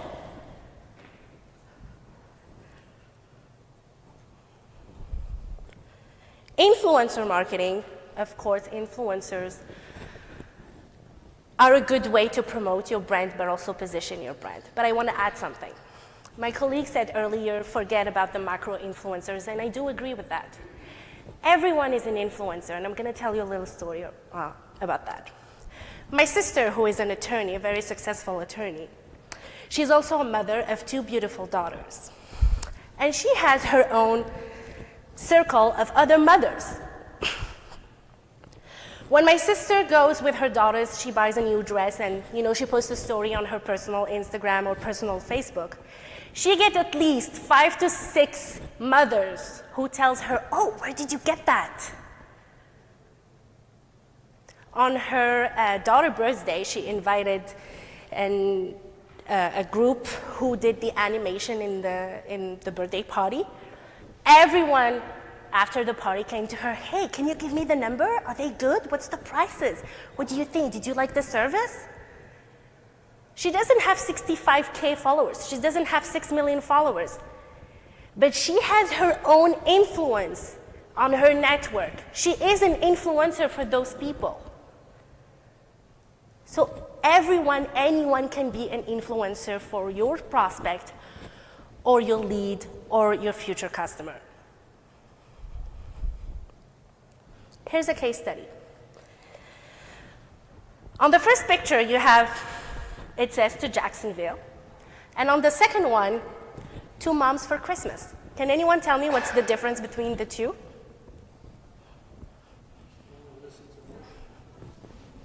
The storytelling. To Jacksonville, yeah, okay, makes sense. You're giving me an information. But to Mom for Christmas, right away you get that emotion of family gathering in the living room with the Christmas tree, laughing, eating together. You get those emotions. And that's why storytelling is very important. You need to build that emotional connection.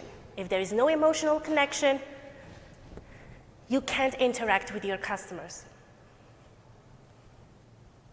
Here's a case study. Domaine Johansson is one of my clients at Nestlé Communication Agency, and they sell chalets in Mont-Tremblant. I don't know if you guys are familiar with Canada, but Mont-Tremblant is very beautiful in Quebec. It's a very beautiful place, and it's also a very expensive place. And a lot of people from Quebec, they used to go there when they were young. They have a lot of memories in there, so people are proud from that place. And our strategy to sell the 52 or 58 lots that they had, we decided to use social media to position Domaine Johansson, not as, oh, go invest in Mont-Tremblant, go buy a very big chalet, it's going to be amazing. No. We used our developers. They were 4, 2 brothers and a couple. So we're like, okay, we're going to use your story, guys, to build our storytelling for Domaine Johansson. So we positioned Domaine Johansson as a story of families and friends united through their passion for the outdoors and their love for Tremblant. We didn't tell people, buy this lot, it's gonna cost 115K, or this one is gonna cost 1.2 million. No. We told people to build their family patrimony, to build their family memories. You remember when you were young and you had fun in Mont-Tremblant? Well, give the same thing to your daughter. Give the same thing to your son. So our implementation was to share inspiring video of an inclusive, eco-responsible environment. We featured the real-life experience of the developers. We provided tips, guides, and educational content on the outdoors activities. And we used a very strong semantic field. It was not invest on Tremblant, it was invest on your family patrimony. It was not live in Tremblant, it was live in the season, what was the tagline? I forgot about the tagline. Anyway, admire the back breathtaking landscape that changes with season. Live in the rhythm of seasons. That was the tagline. The results. Our sales increased by 30% within 2 months of this campaign. And because of this campaign, we had a little buzz on social media, and media started to talk about us, establishing Domaine Johansson as the preferred brand in investing in Tremblant, for investing in Tremblant. That's how powerful storytelling is. Now that you position your brand, you want people to take actions. You want them to convert. Your goal? People they need to take immediate action. You don't want them to think anymore. They had the time to think in the 2 first phases. You also need to facilitate the conversion process to your leads. You want them to make a purchase, to buy your product, your service. How? Your keyword is acquire. Your content strategy on social media is to showcase the value and benefits of the brand, creating a sense of urgency, and make it easy for them to buy. Your website cannot be super slow. If you can keep them in the social media platform to buy, do it. Take the time to put the right tools on your Instagram, on your TikTok, on your Twitter, wherever. Just make it easy for them to buy. You can create a sense of urgency, influencer affiliated programs, discounts. If you're a luxury brand, you don't want to go in there. You can do customization. You can do gift with purchase. You can give them an experience with that. The messaging has to be action-oriented. Your call to actions have to be straight to the point and easy. An interactive product catalog, easy to explore the offering, easy to navigate, whether it's your website or whether it's your store on Facebook or whether it's your store on Instagram. Make it appealing, make it easy. They have to be able to see the product, what they're getting.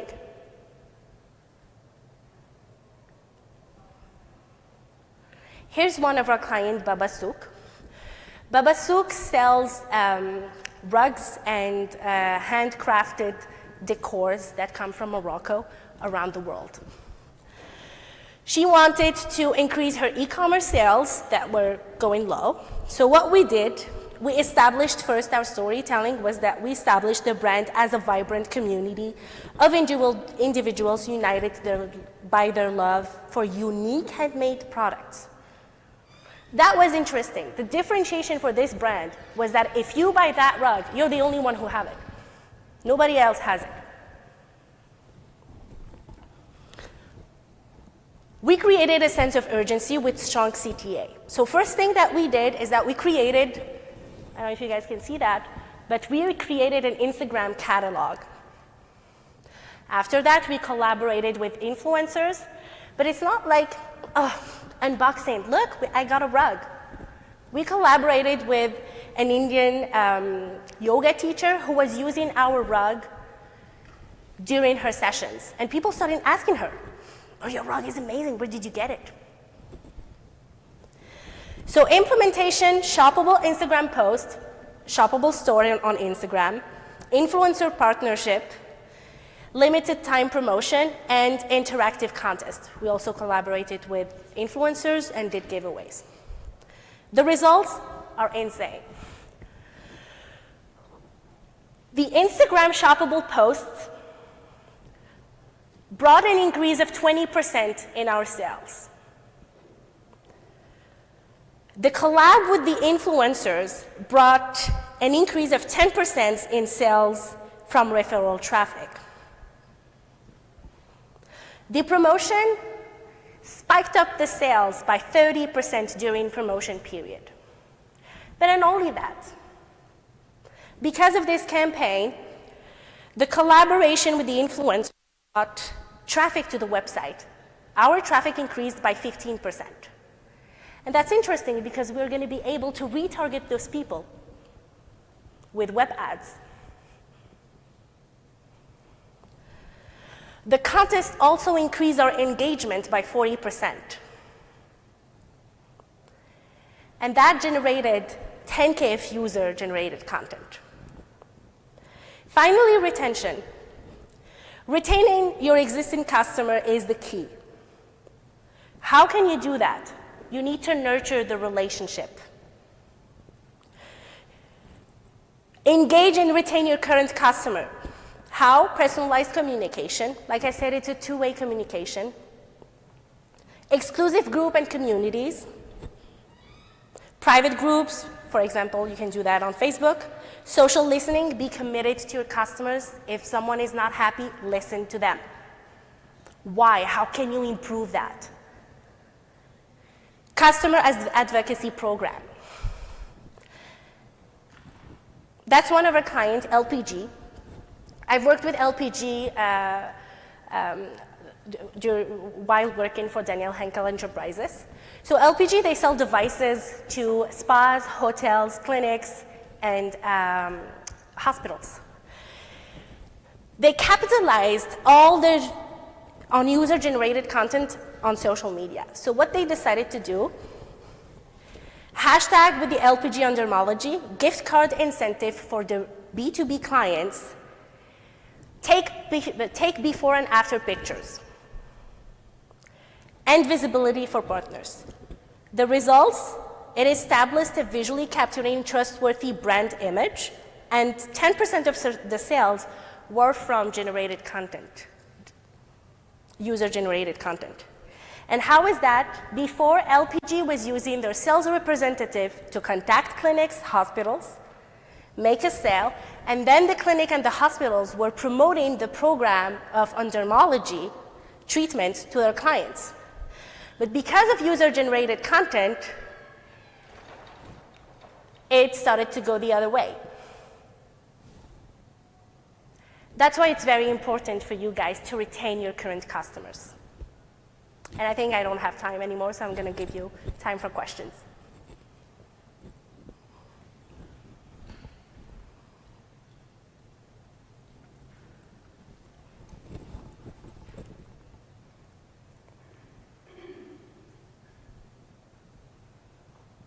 No questions? You guys can access the presentation on our Instagram, Nestlé Communications, so just send us a message and we will be able to send you the presentation. Thank you.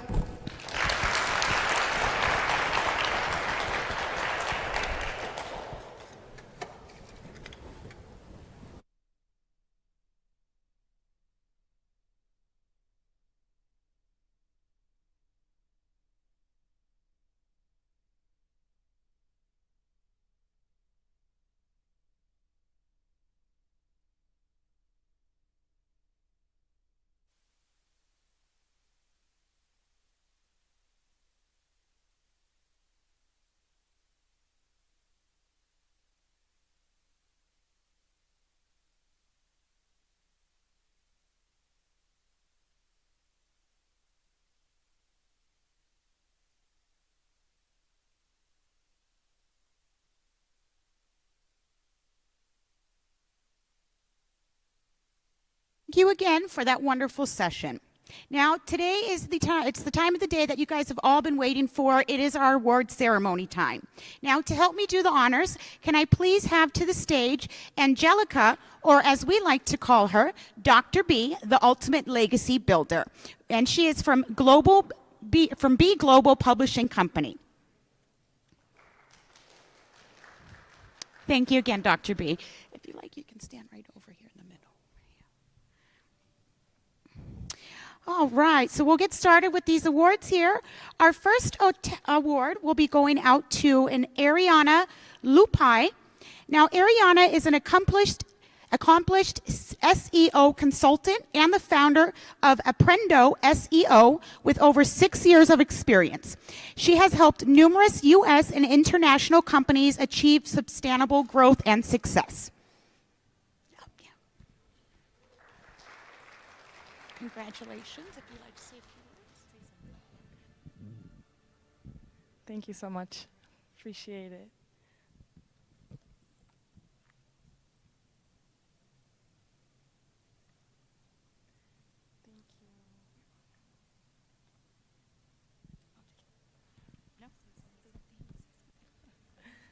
Thank you. It's been a pleasure representing my country as a marketer and an SEO, and I hope to bring more people into the industry and help other people grow as well in their careers.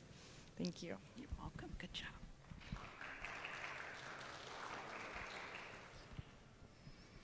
Congratulations again, Ms. Lupai.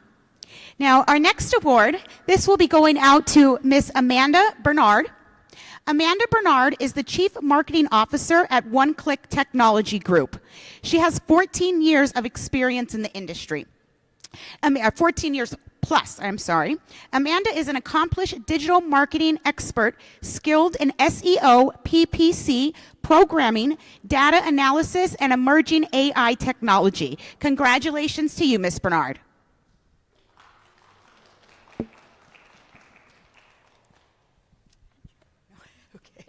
You're welcome.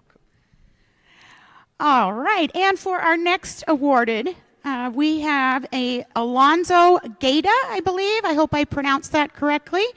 Alonzo is a global marketer and advertising guru who has helped industry-leading marketing firms and Fortune 500 companies thrive in digital space.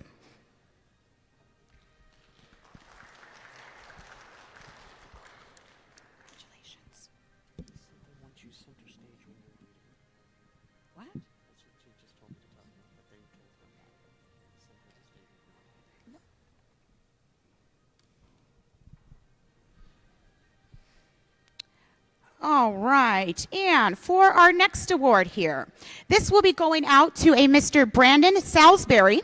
He is the Vice President of Marketing at Tilt, leading a team dedicated to revolutionizing leave management with expertise in demand generation and go-to-market strategy.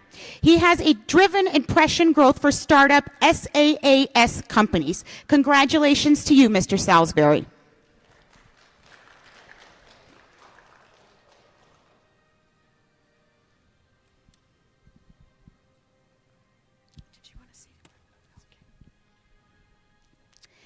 All right, and for our next award here, may I please have Miss Carol Bendencourt to the stage. Now, Miss Bendencourt, she is the Vice President of Marketing at Chiron, a leading provider of live production technology. She does have over 25 years of diverse experience, and she has excelled as a senior leader, entrepreneur, marketer, and a broadcast technology expert. Congratulations to you, Miss Carol.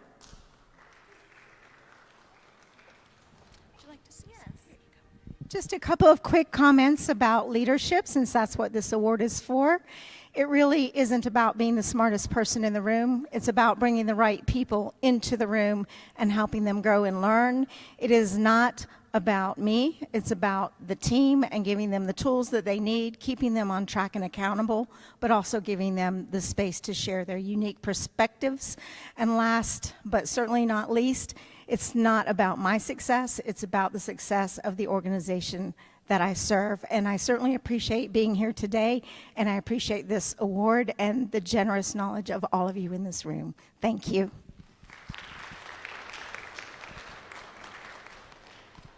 All right, our next award here, this will be going out to a Miss Catherine Montgomery.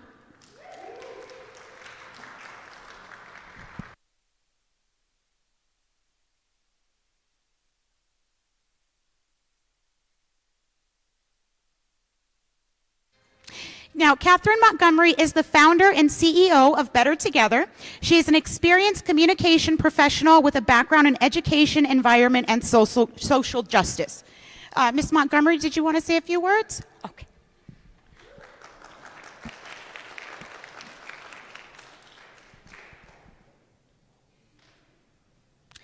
Our next awardee, this will be going out to a Chaz Fallhaber. I hope I pronounced your last name correctly.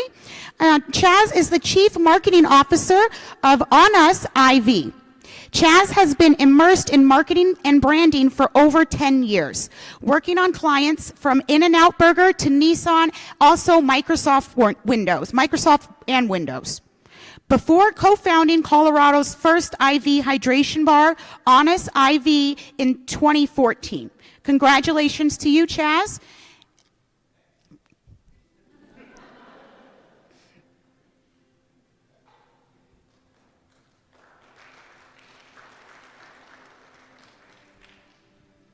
You're welcome.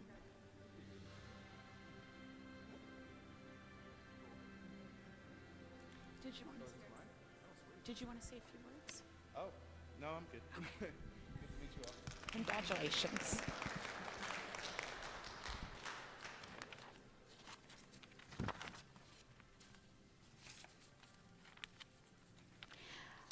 Up next, this award will be going out to a Miss Corrine Gergis.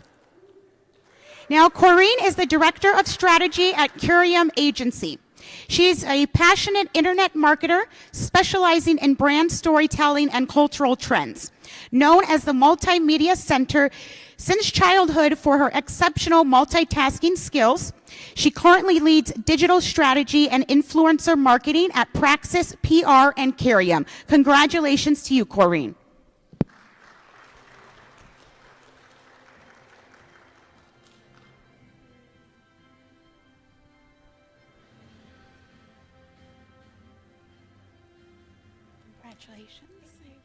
Just want to say I appreciate you all, and it's very nice to be in a room full of exceptionally talented leaders in the marketing world, and I've learned so much from all of you. So I really appreciate being here to accept this award and to speak to you, and I look forward to another full day of amazing sessions with you all.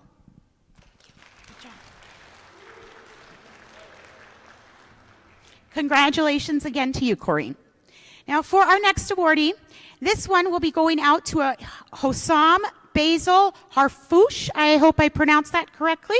Now, Hossam is the Executive Director at HB Experience.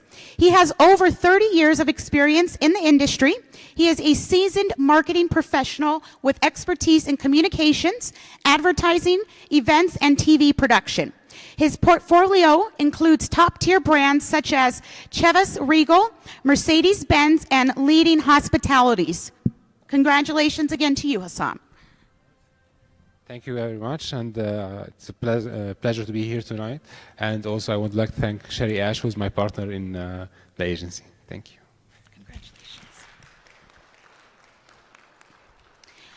All right, up next, may I please have a Mr. Jack Ebert to the stage.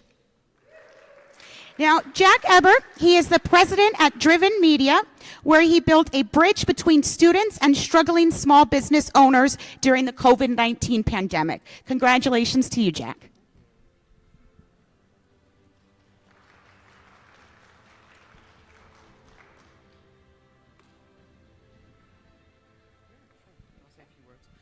I just wanted to express my appreciation to everyone that I've had the privilege to meet at this conference, and especially to my co-panelists from yesterday's session on societal issues. It was amazing. Hope you guys checked it out.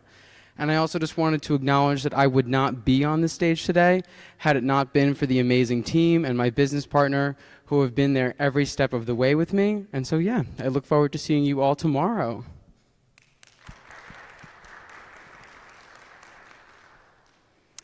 Up next, this award will be going out to a Jonathan Cummings. Now, Jonathan Cummings is an alliance manager at Deloitte. He brings a wealth of expertise in partnership management and international policy. Hailing from Kingston, Jamaica, he holds a BA in Cultural and Communication Studies and also a Master in Public Administration from Cornell University. Congratulations to you, Mr. Cummings.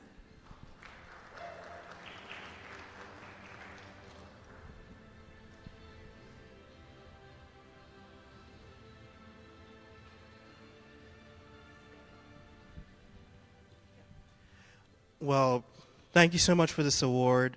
Thank you for everyone who participated for the conference for even happening. This is my first time in Las Vegas. I love it. I love you all. I'm really excited, so I'm looking forward to what happens after this, right?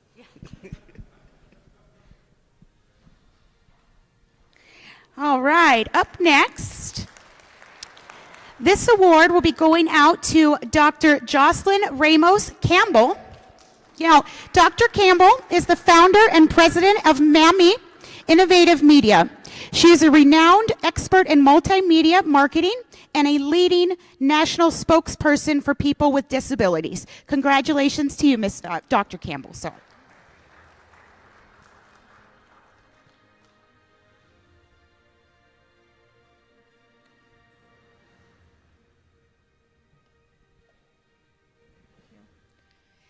Thank you to everyone that's here. Thank you for sharing your expertise and all of your experience. This has been a wonderful 2-day conference. I'm looking forward to continuing to learn from each of you. And I want to first say thank you to God for all blessings flow. Thank you to my family for your support. And I would love to continue to meet and network with all of you. Thank you so much.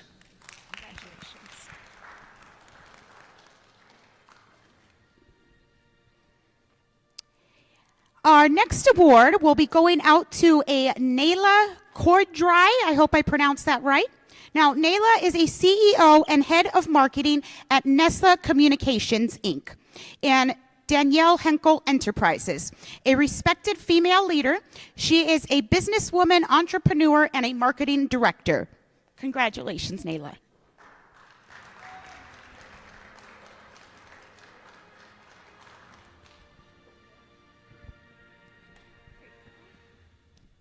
Thank you so much for this award. It's with pride and a lot of pleasure that I receive it. I would like to thank the juries for the recognition, my friends and family and team who came with me to Vegas to support me. So thank you all, and I cannot wait to network with all of you. Thank you.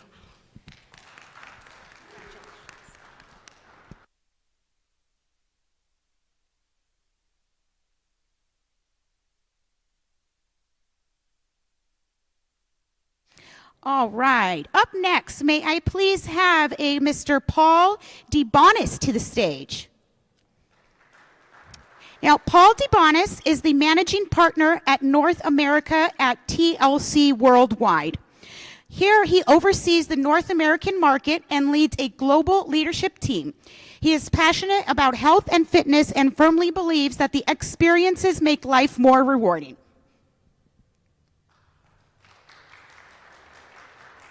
Congratulations, Paul. Did you want to say a few words? That's right. Okay.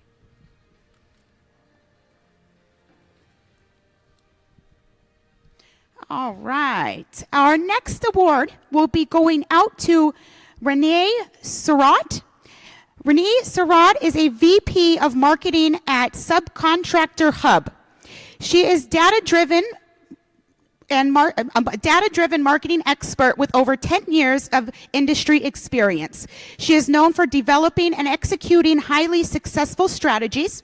Renee leverages data insights to drive business growth. Congratulations to you, ma'am.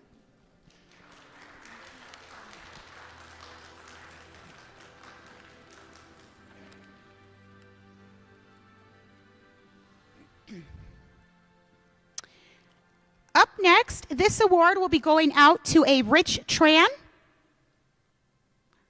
Rich Tran is the co-founder of Trish Hula Consulting, a leading organization specializing in cloud migration and app development, digital transformation, and AI/ML. With a background in business development and operations, Rich brings extensive experience from working with top system integrators. Congratulations to you, Mr. Tran. Did you want to say a few words?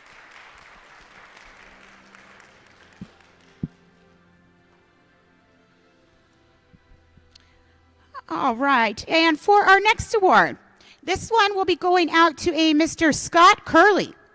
Now, Scott Curley, he is the CO and CEO of Finish Line Tax Solutions, LLC, a leading tax resolution company.